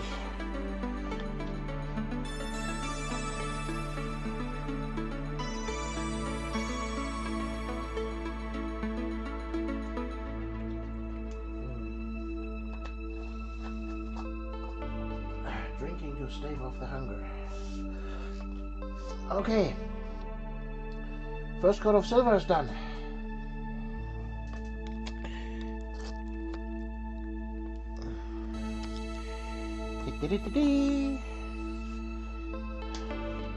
Time for another break.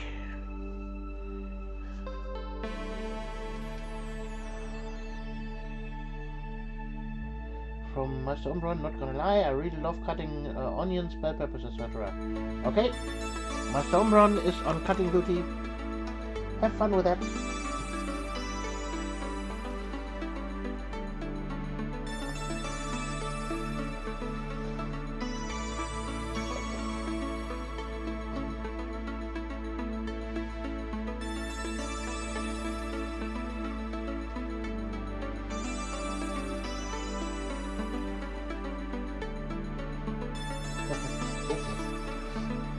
So, Kat, what's on your dinner table for tonight?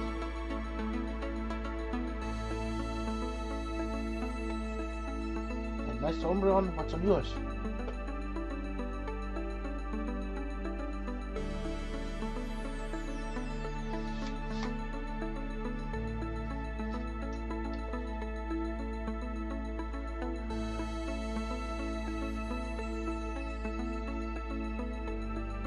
Did you know that if you put a slice of onion or garlic in your socks, you will taste it within half an hour? Okay. By Sondrian, Scarven confirmed. Yes. Cut. Quick.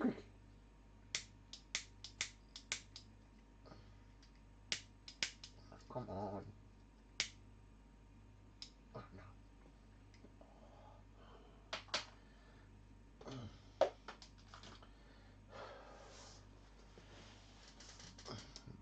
Fun fact, this Skaven always repeating one of the words in the sentence is from Shadow of the Horned Rat, the Warhammer computer game, one of the first, where you saw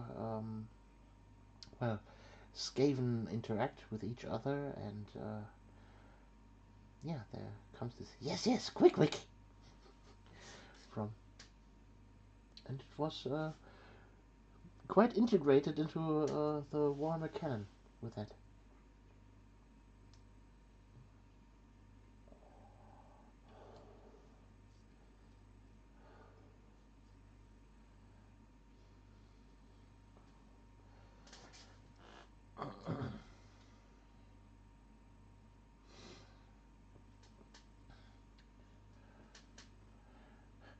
Dwarflings.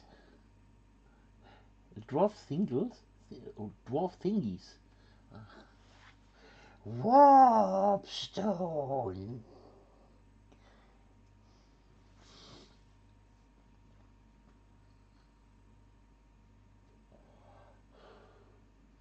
Shall we quickly watch the intro of Shadow of the Horned Red?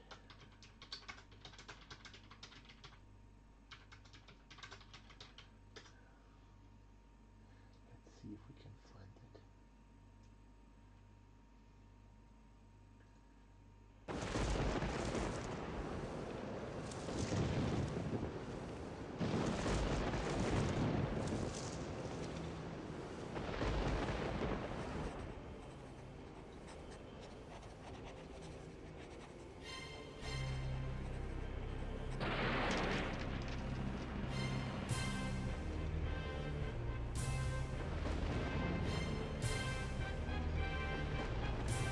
Prepare to die, Scorpion.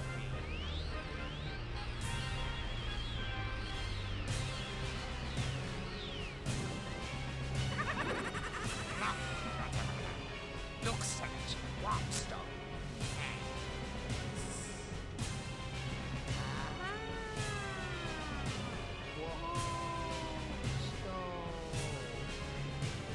Thankful. Hated. Seattle. Thankful pay much. Good. Like hated.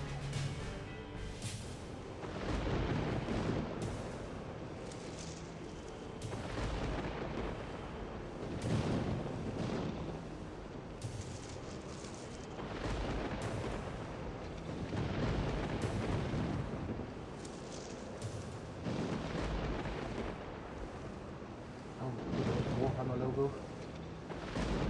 The Helmkarte.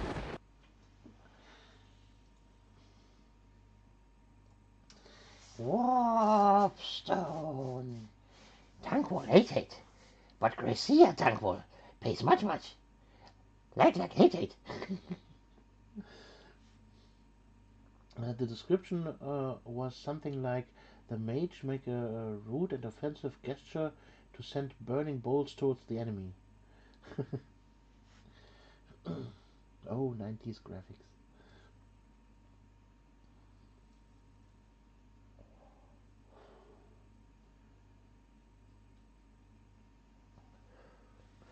I hope I don't get copyright struck by that. With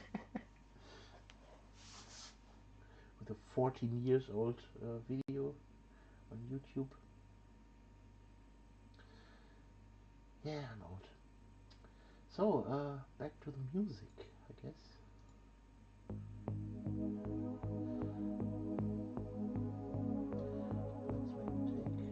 Let's maybe take this.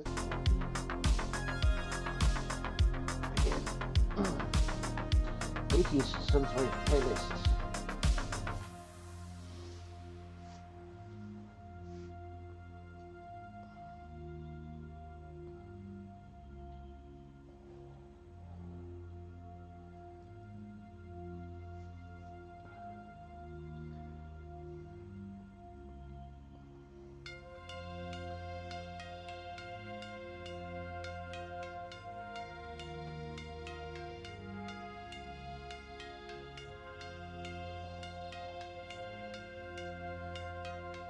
But yes, that was the first depiction of Skaven in a video game and voice acted. It was the cornerstone of, or the starting stone step, whatever you want to call it, of modern Skaven talking rhythms.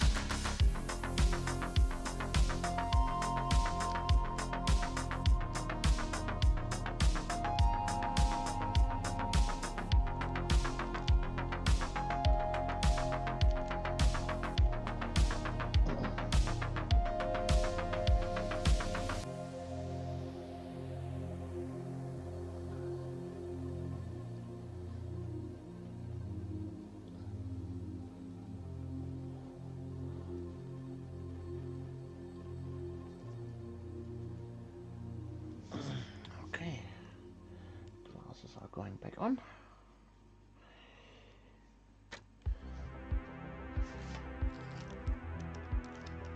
Now we go for the bright silver.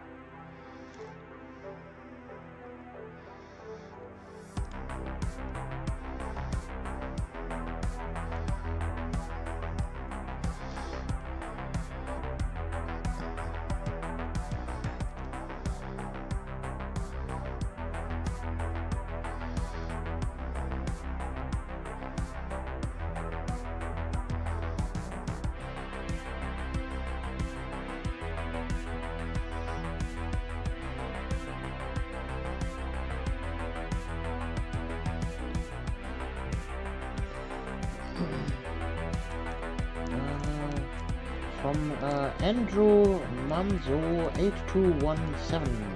Welcome to the stream. I arrived late. That's what happens when you live on the other side of the world. Yeah, sorry about that. But thank you for joining.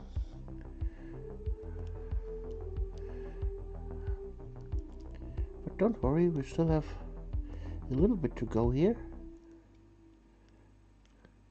And you can always watch the VOD after we're done, so you don't miss anything.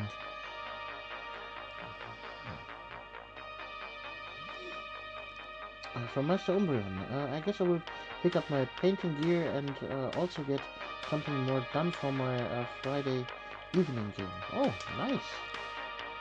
Since I got a resin 3D printer, my pile of shame got even bigger, way much faster. Yeah, it tends to happen with those printers. They're a nasty business. I also have one. So, what's on your painting block today then? What do you plan to paint?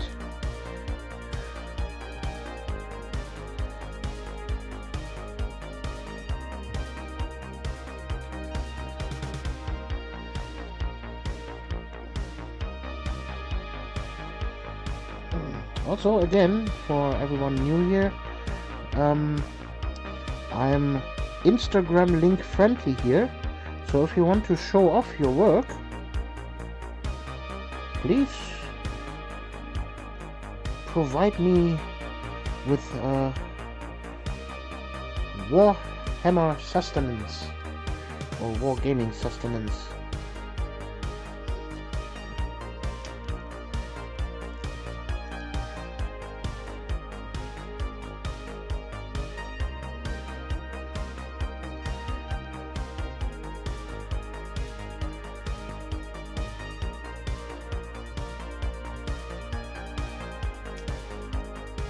If you don't have Instagram, then you can do it like Ron and post those pictures in Discord, or give me a Discord message.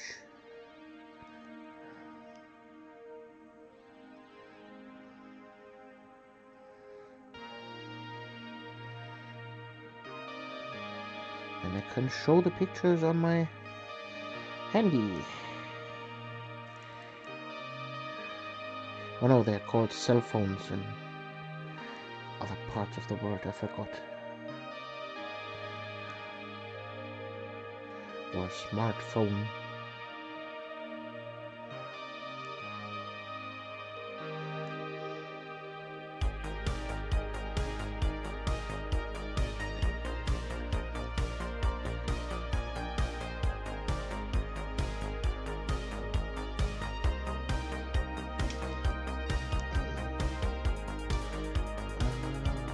Especially for World War II miniatures, there are so much more stuff to print, because there's no license of historic designs. Yeah, you can print whatever. Everything from a Sherman tank to an Abrams, or maybe a tiger or leopard. Leopard 2.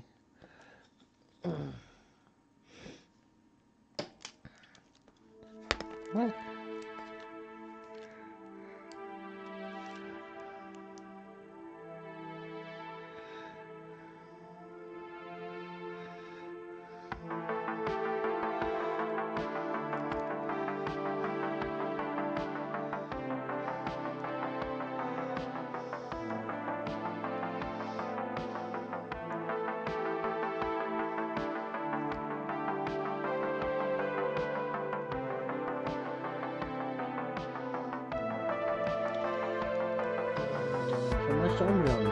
Anyone could make a file for a historic tank or unit that looks like the one from another designer, because that's just how they looked back then. Yeah.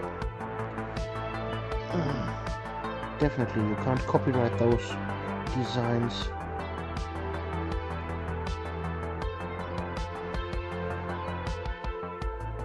And I bet there are quite a lot of historic wargamers out there. So if you're good with 3D software like Blender, you could make good money with those.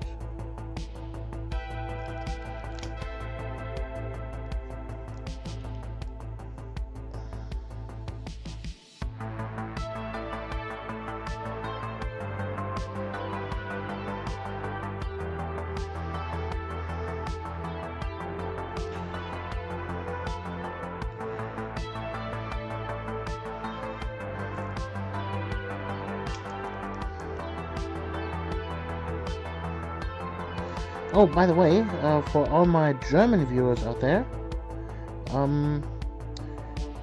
right now I'm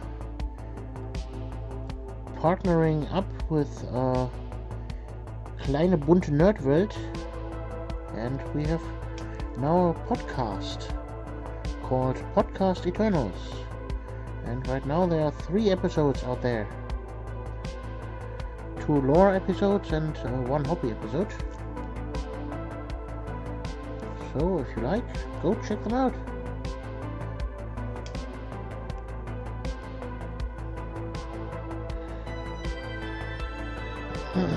And for all my English speakers, like Ron for example, he uses the inbuilt YouTube inbuilt auto caption.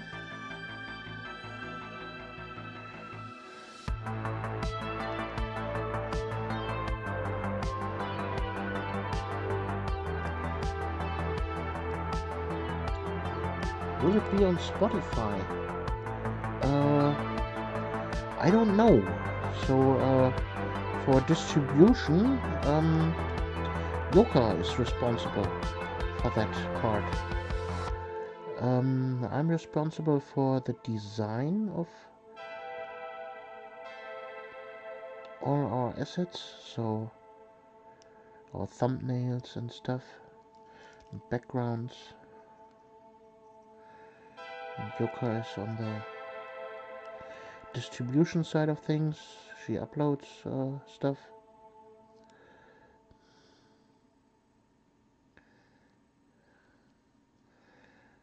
So I have to ask her.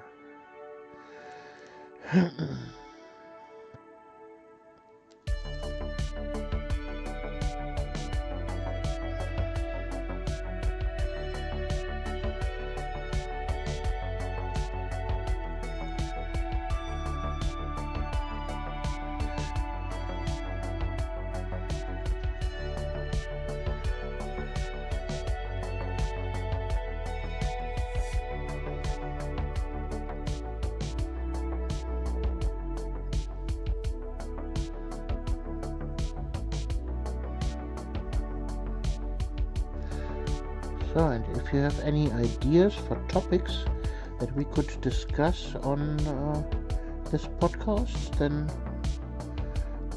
please leave them as comments under the videos. We would love to have some more ideas. So I can tell you the next few episodes will be about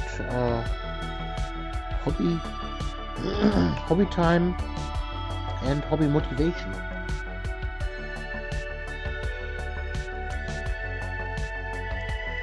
And also more upcoming lore episodes.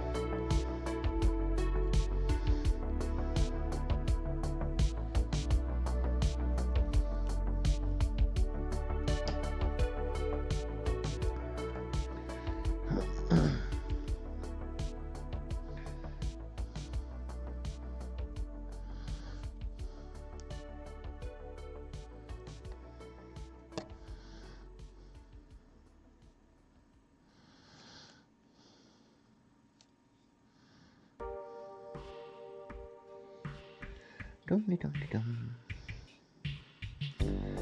So Ron, how's cooking going?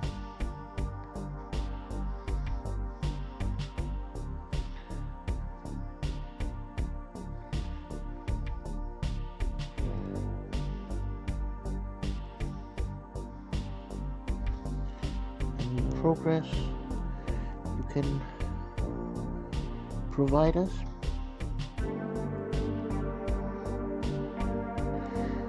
Any pictures of delicious soon-to-be curry?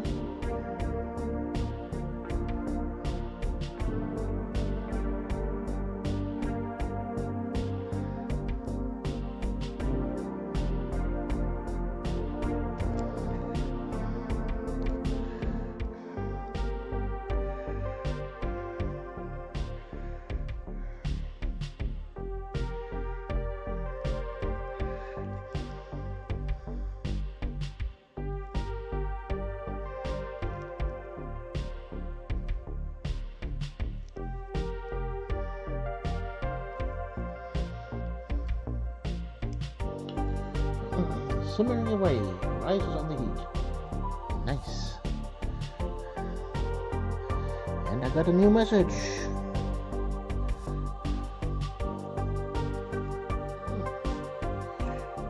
Let's see. This is update on Ron's rice, curry rice.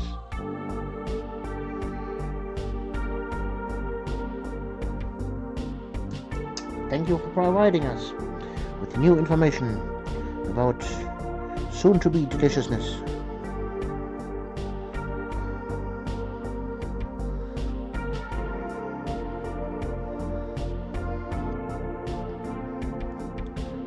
So, if you want to provide us with a recipe,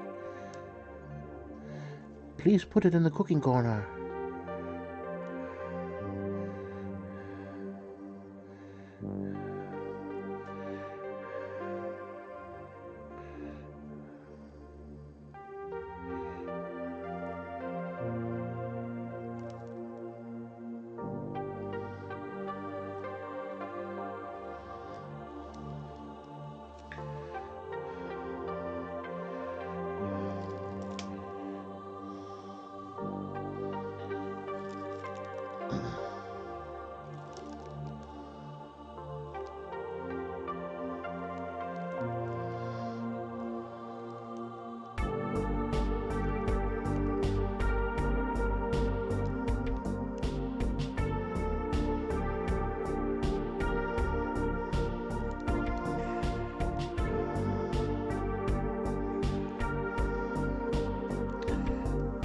I think he's all shiny now.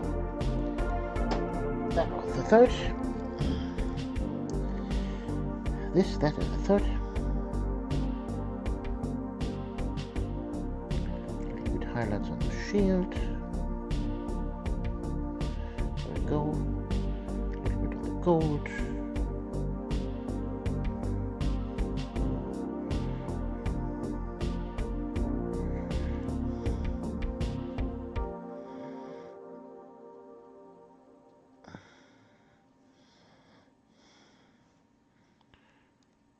Highlighting the gold with silver.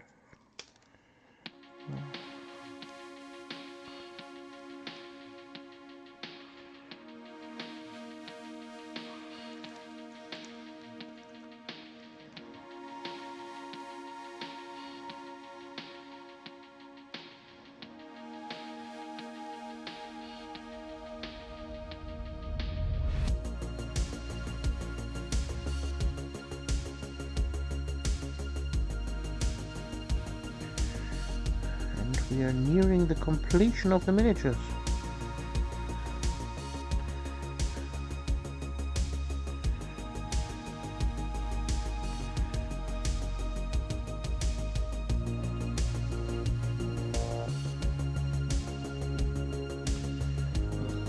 From Ron, Jamaican curry spice, garlic, onions, bamboo shoots, bell peppers, red chilies, coconut milk, chicken. Sounds delish.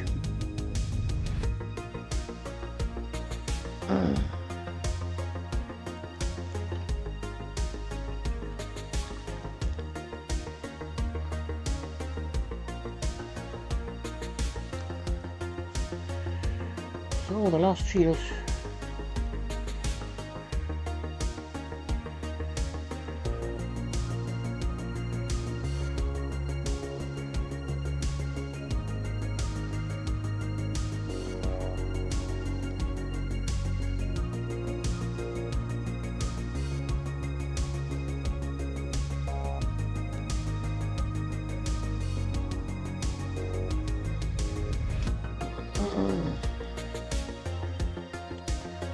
So, Master Umbreon, what is on your painting desk right now?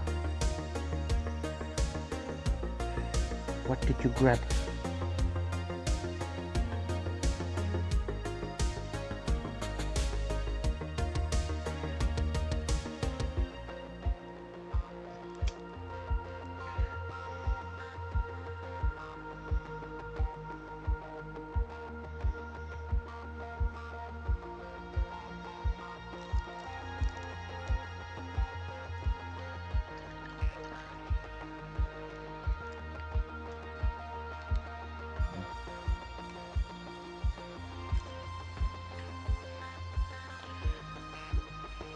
There's still silver paint on the brush. Scrape it off.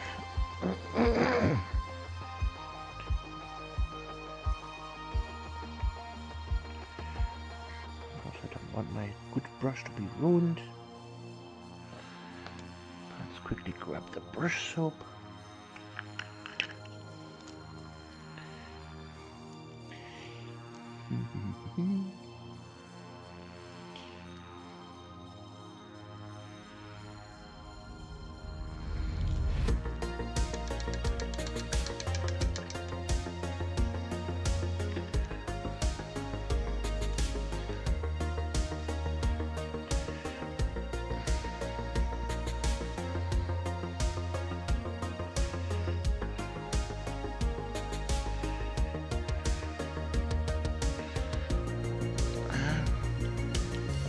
Some stubborn paint in there,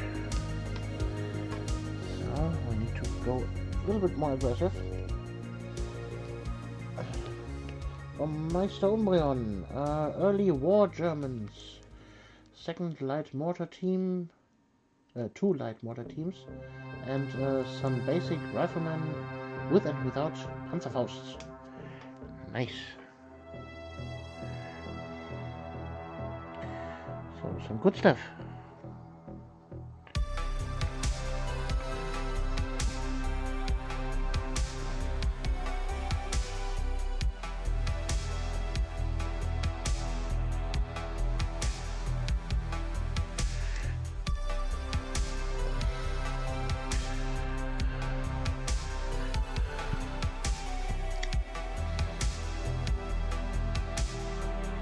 Okay.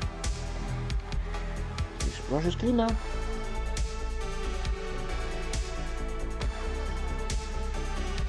Stop, it's Hammerzeit.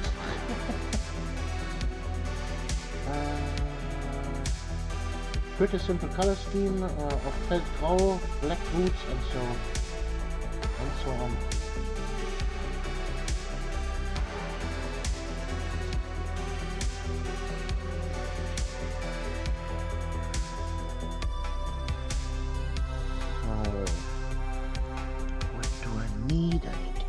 This one here.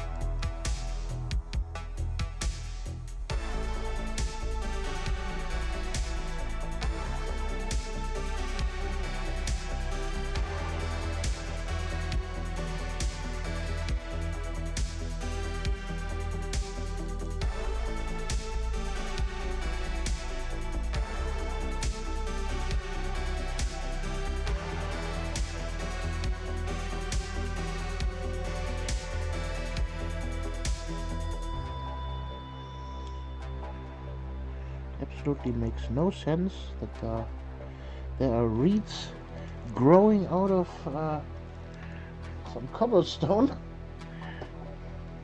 But hey, what can you do? It's molded on the miniature, but I really don't want to cut it off.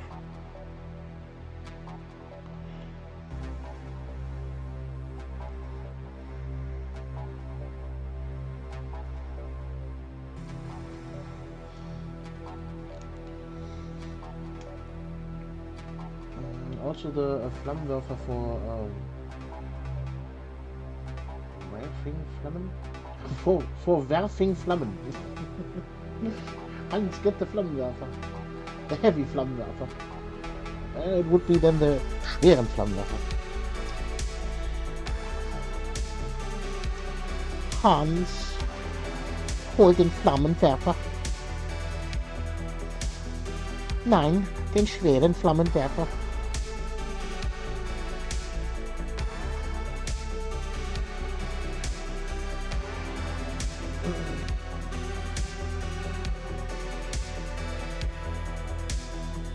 It just memes itself when playing Germans.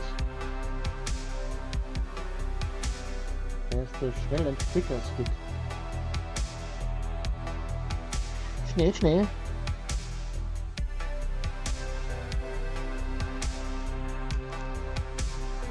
Fun fact, my father's name was Hans. Well, his calling name was Udo. His full name was Hans Udo Hermann Walter.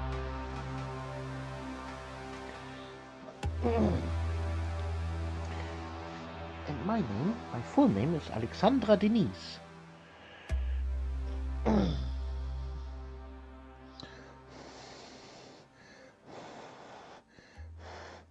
I know I always introduce myself in the videos as "Hi Tubies, here's your Alexandra." That's because Alexandra is my chosen name from my old name, which was Alexander. So I just feminized it, and my real chosen name is Denise. So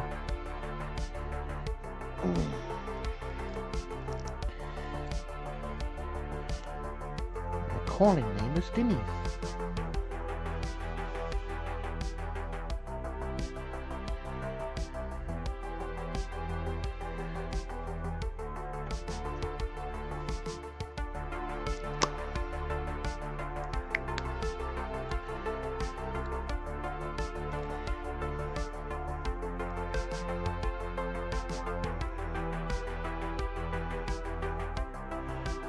Chose those names because I strictly believe that the parents have the right to name their child, and I asked my parents how I would be called if I was born a girl,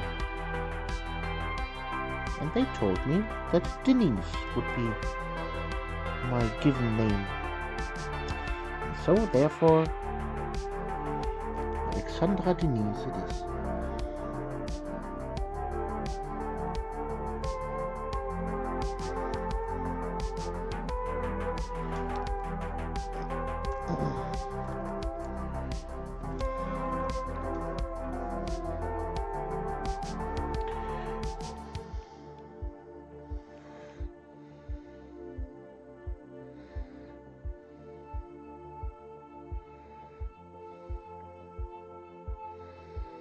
I know this is a random piece of lore fact for your streamer that you didn't ask for, but now you know.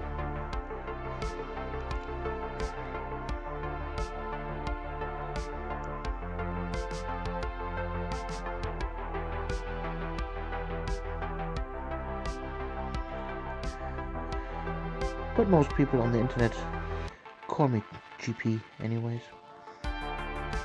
Some Germans call me Cheapy. Cheap cheap.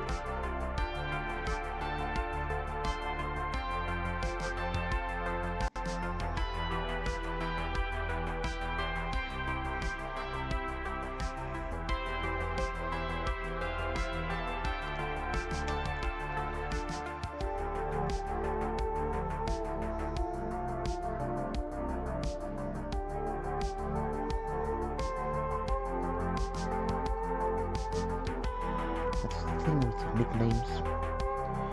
You can't influence how you get them.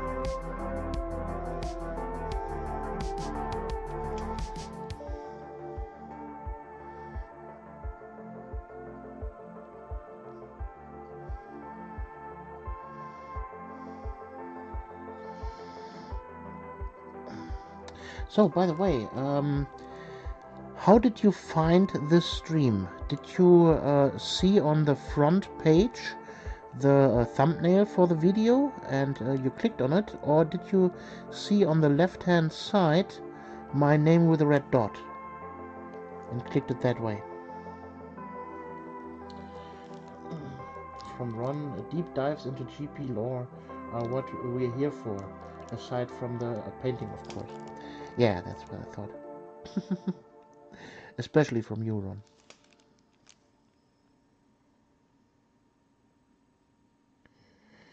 I know you crave the deep dive lore. And I swear, the girl painting iceberg is quite deep.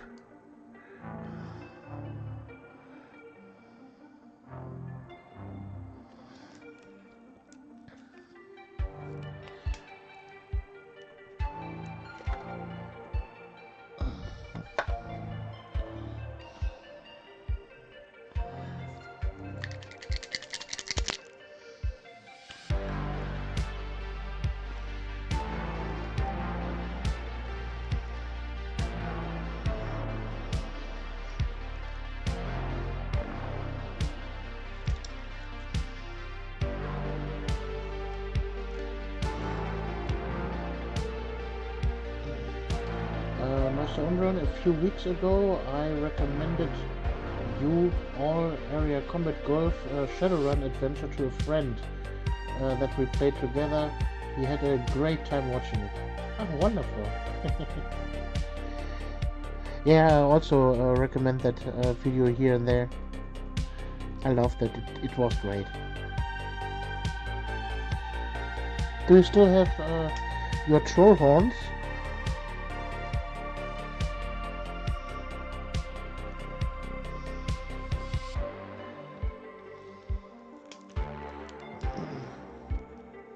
Like gnomes in Dragonlance, their names get longer with time as they get given more and more names or attached things that they get called. It was on my front page and I decided to just say hello, and here I am now.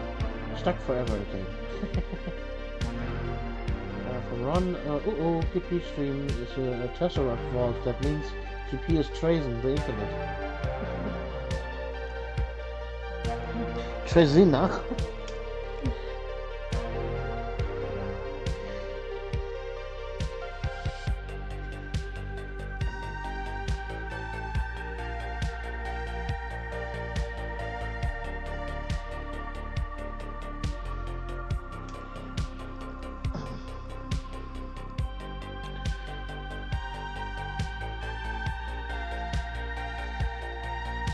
You know, fun fact,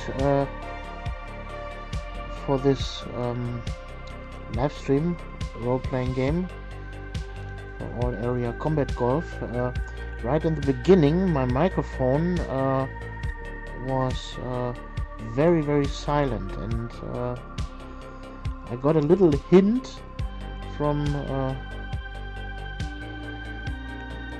Mare that it was breaking up and she couldn't hear me well, but I didn't catch that. I just ignored it. In hindsight, I was so stupid.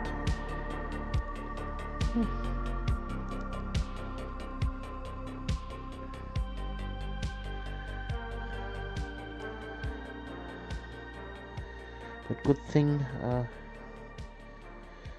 they could boost up my volume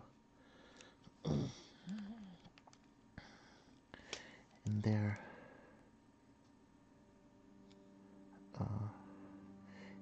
software, and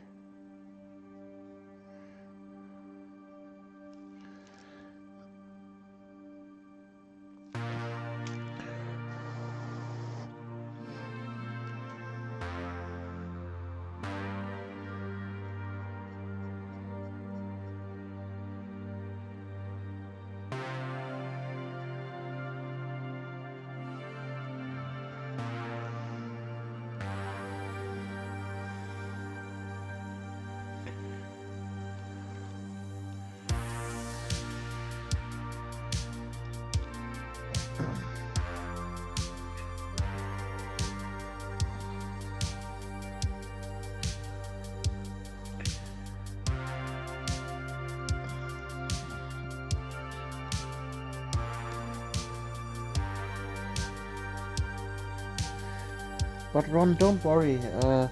I let you out of your Tesseract vault from time to time.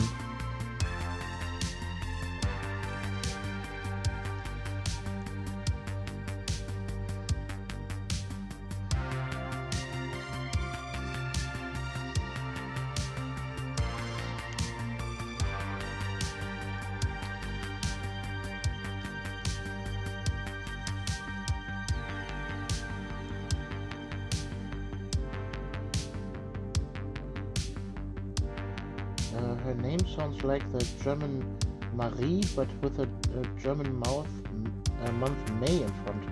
So Marie. Ah, okay. Sorry about that.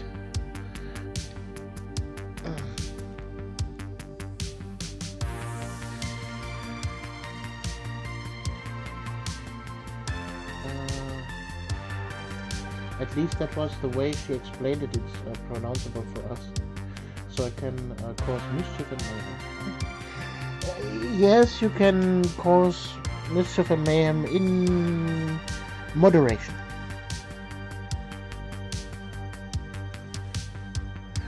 The not Yuli.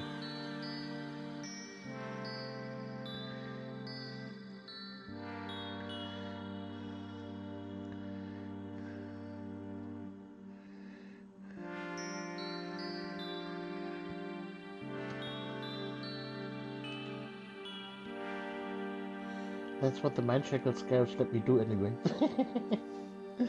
Yeah.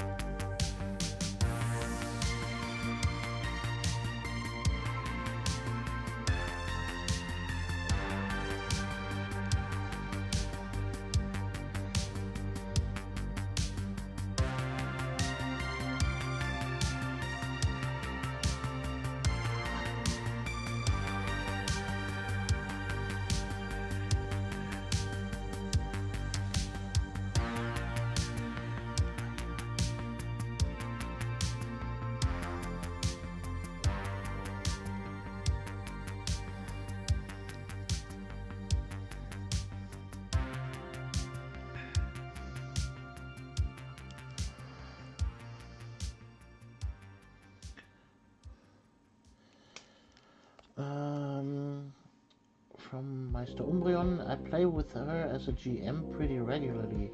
Mostly Cthulhu or Old One campaign. Strange, weird and funny, quirky Cthulhu, but with some horror in it too. Yeah, nice. Yeah, I would like to play some more with you guys. It was really fun.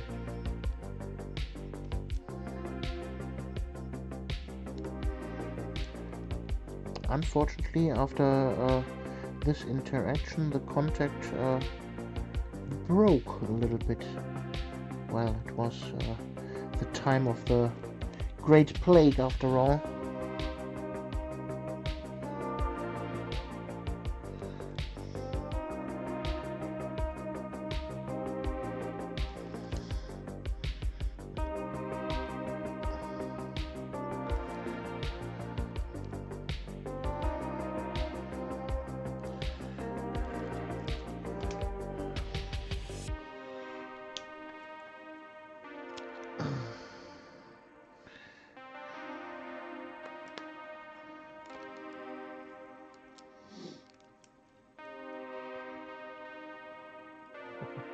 You were a great GM and the idea was lots of fun for our Chaos team. Yes, definitely. I got the idea from an actual Shadowrun book. So the all-area combat golf is actually canon in Shadowrun.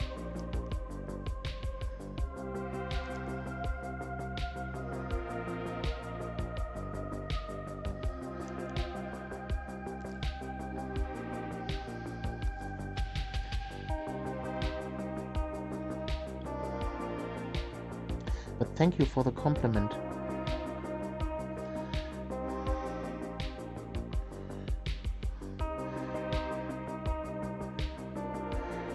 You were good players.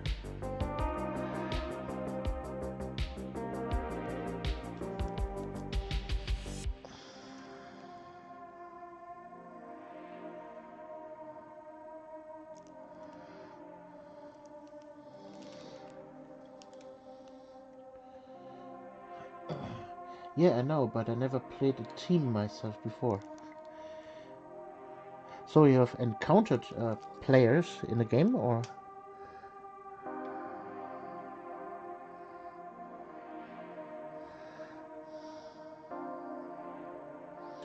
Or you just heard it, that this lore existed?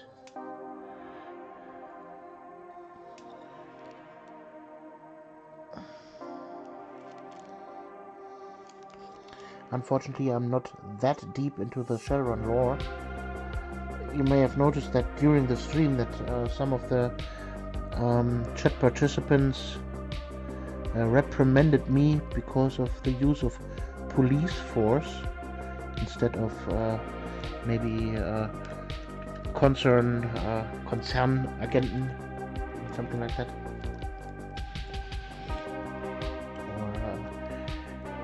How the different cities are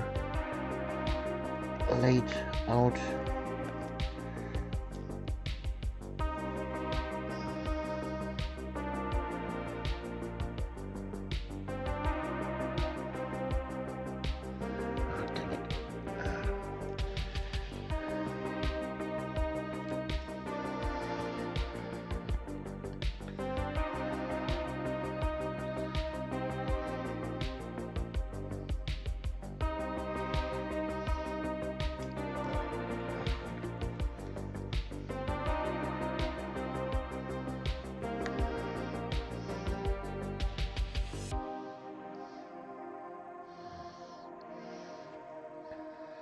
Okay, that's not too bad for the eyes.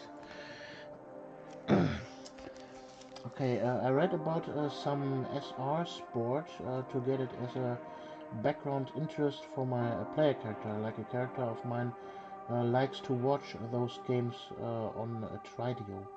Ah. The Shadowrun commercial from the 90s is just absolutely amazing and retro chic.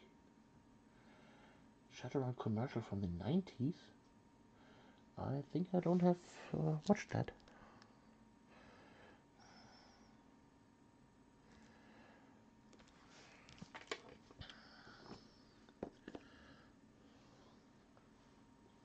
Did the music end? No, it did not end. It's still going. There you go.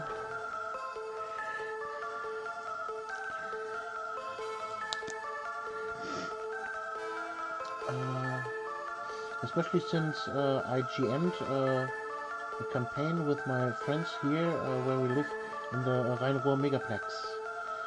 Yes, with a punk aesthetic and the guy with the huge muscle arms.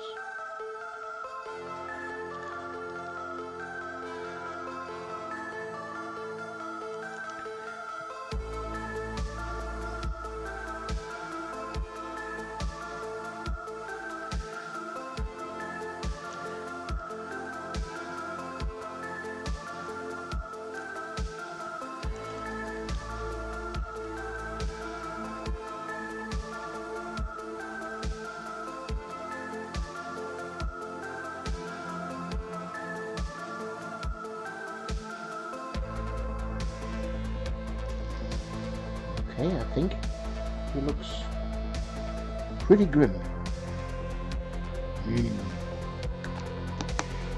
Lean, mean fighting machine.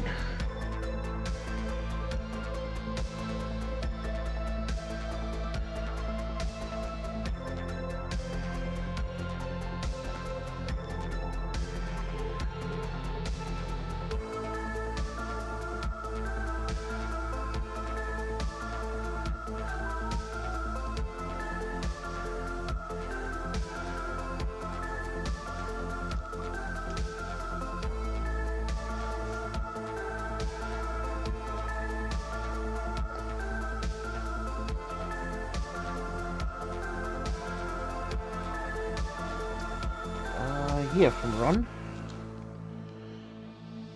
I will not play that right now, but a Night's Work Shadowrun promo 1990s. You can look for that. It looks a little bit like the cover of the first Shadowrun game, with the girl in the background with a machine pistol, with the Uzi.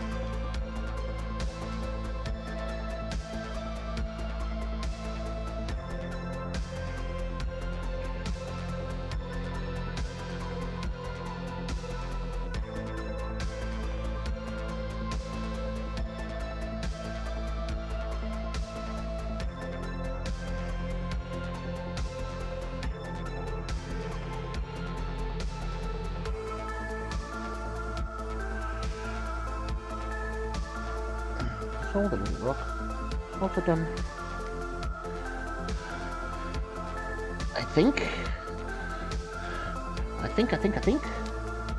it's time to assemble the team.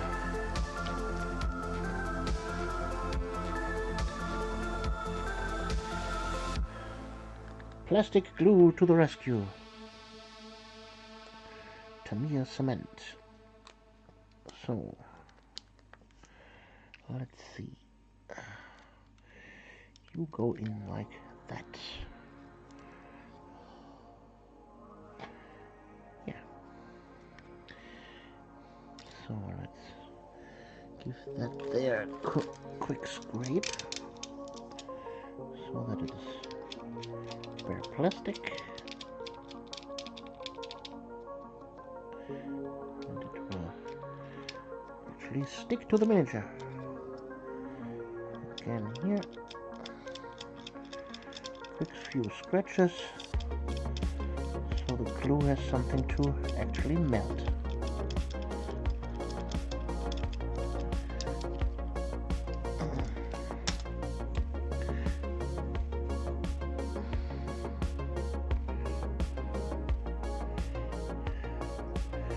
A dab of glue.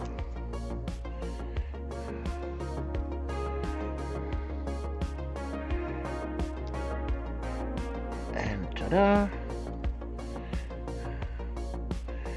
Shield is in place. Wonderful. Next one. You there, sir. And or ma'am. Yes, that shield fits. We have plastic there, we have plastic there. Wonderful. Can directly go over through the plastic glue step.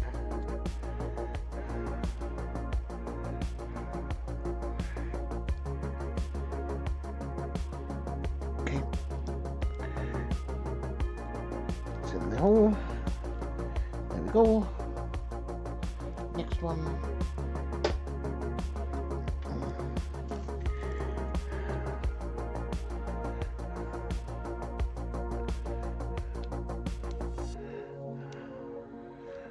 That one fits also.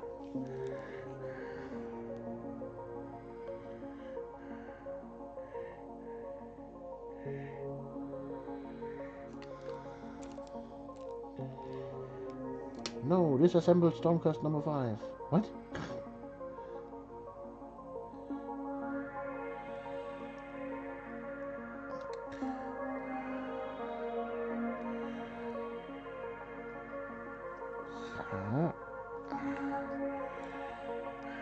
They are attached.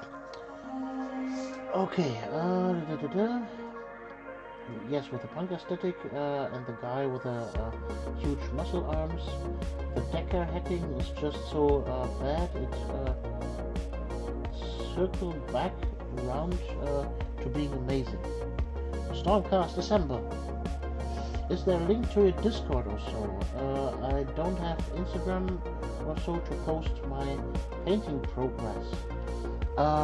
Yes, I can provide you a Discord link. Give me a moment. Let's fire up Discord. Background. Disassemble the Stormcast from there. Handles.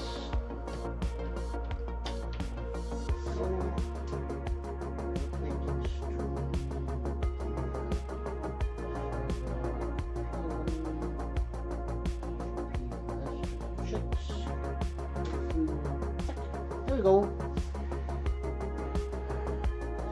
This is the Discord invite link.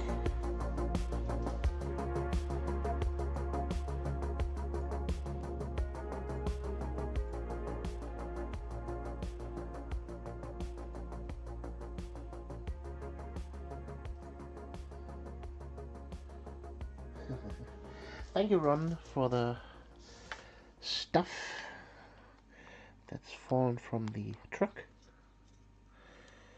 My Stonebroom, merci. You're welcome. Thank you for joining our tiny little community. I hope you have fun there.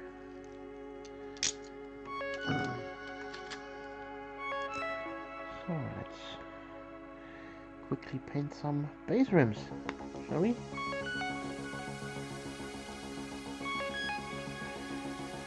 So we're also nearing the end of the stream, you know, with finishing the miniature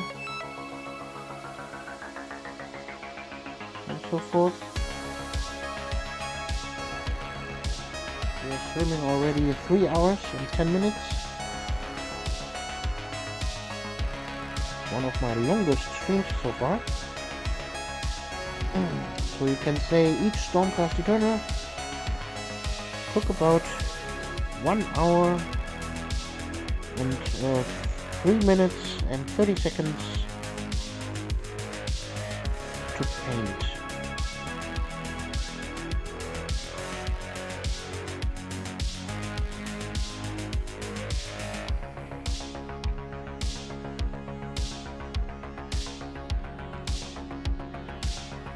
If you want to see finished pictures of them, you will find them on my Instagram later. My Instagram name is YT_girlpainting, or in German YT_girlpainting.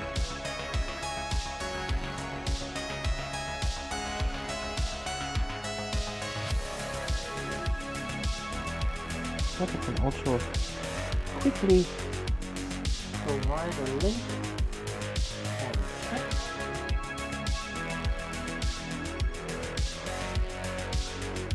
Go, copy, paste, ta-da!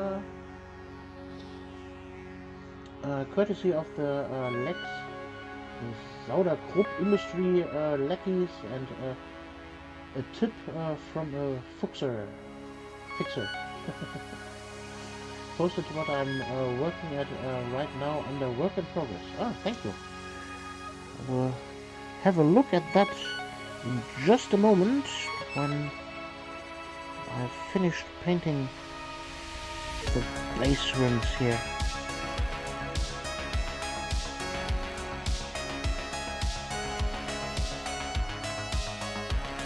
And do you have a problem with me showing off those pictures on stream?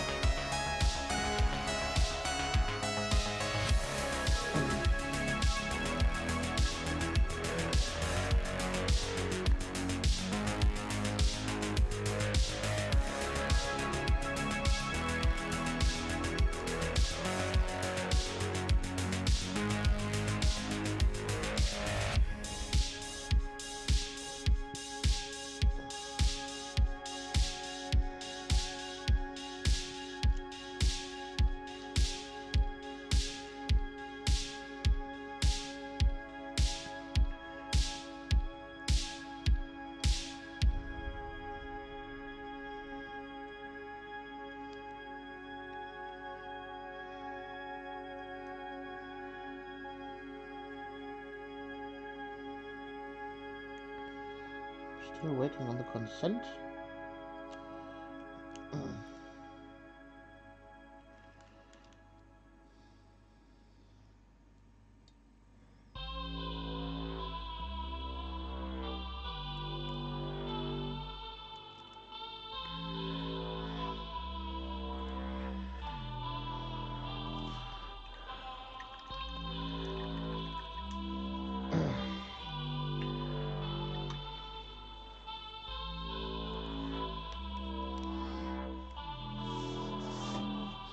Let's have a look.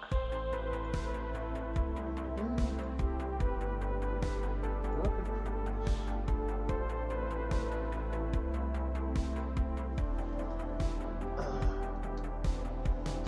Sure, also posted to finish. Ah, wonderful.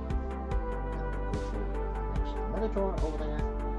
So, those are the ones you're painting right now. Panzer Gray.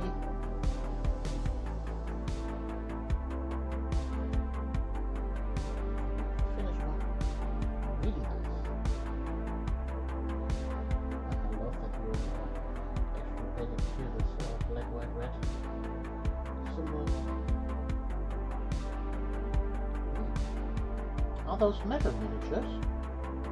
Because I see a little wormy here that you didn't remove.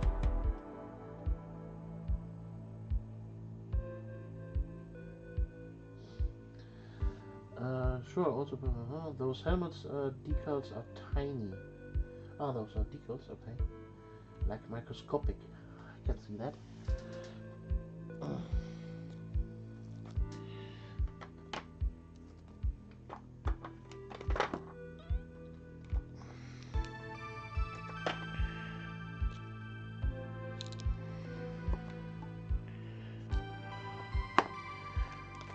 Let's quickly put those colors back where they belong, so my desk is not totally cluttered.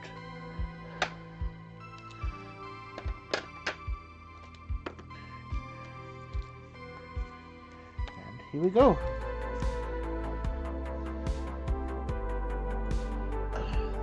My finished annihilators.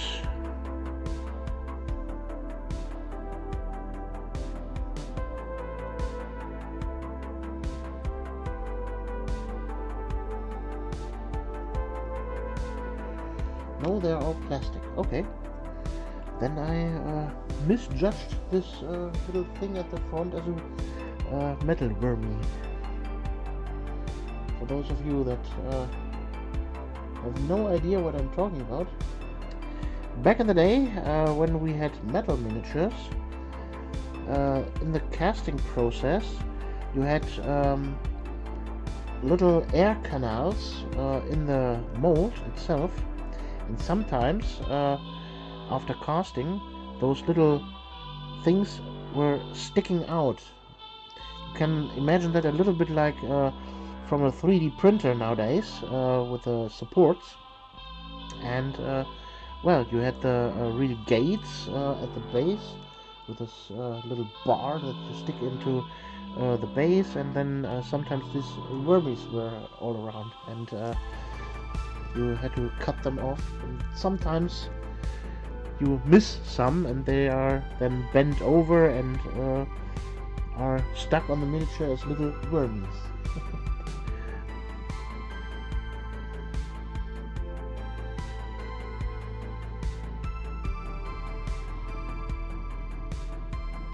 So,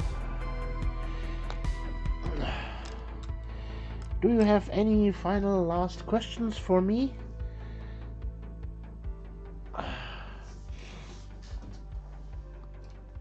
Before I close off the stream, I thank you all for visiting my stream, for chatting with me. Thank you for the super thanks again from Kat in the relative beginning. And yeah, it was a lot of fun. We made a lot of progress. And for those of you that are watching on YouTube as a VOD, thank you for watching. Don't forget to like and subscribe and leave a comment. It's really helps my algorithm. And yeah, no further questions asked. I think it's time for me to go. See you all in the next video.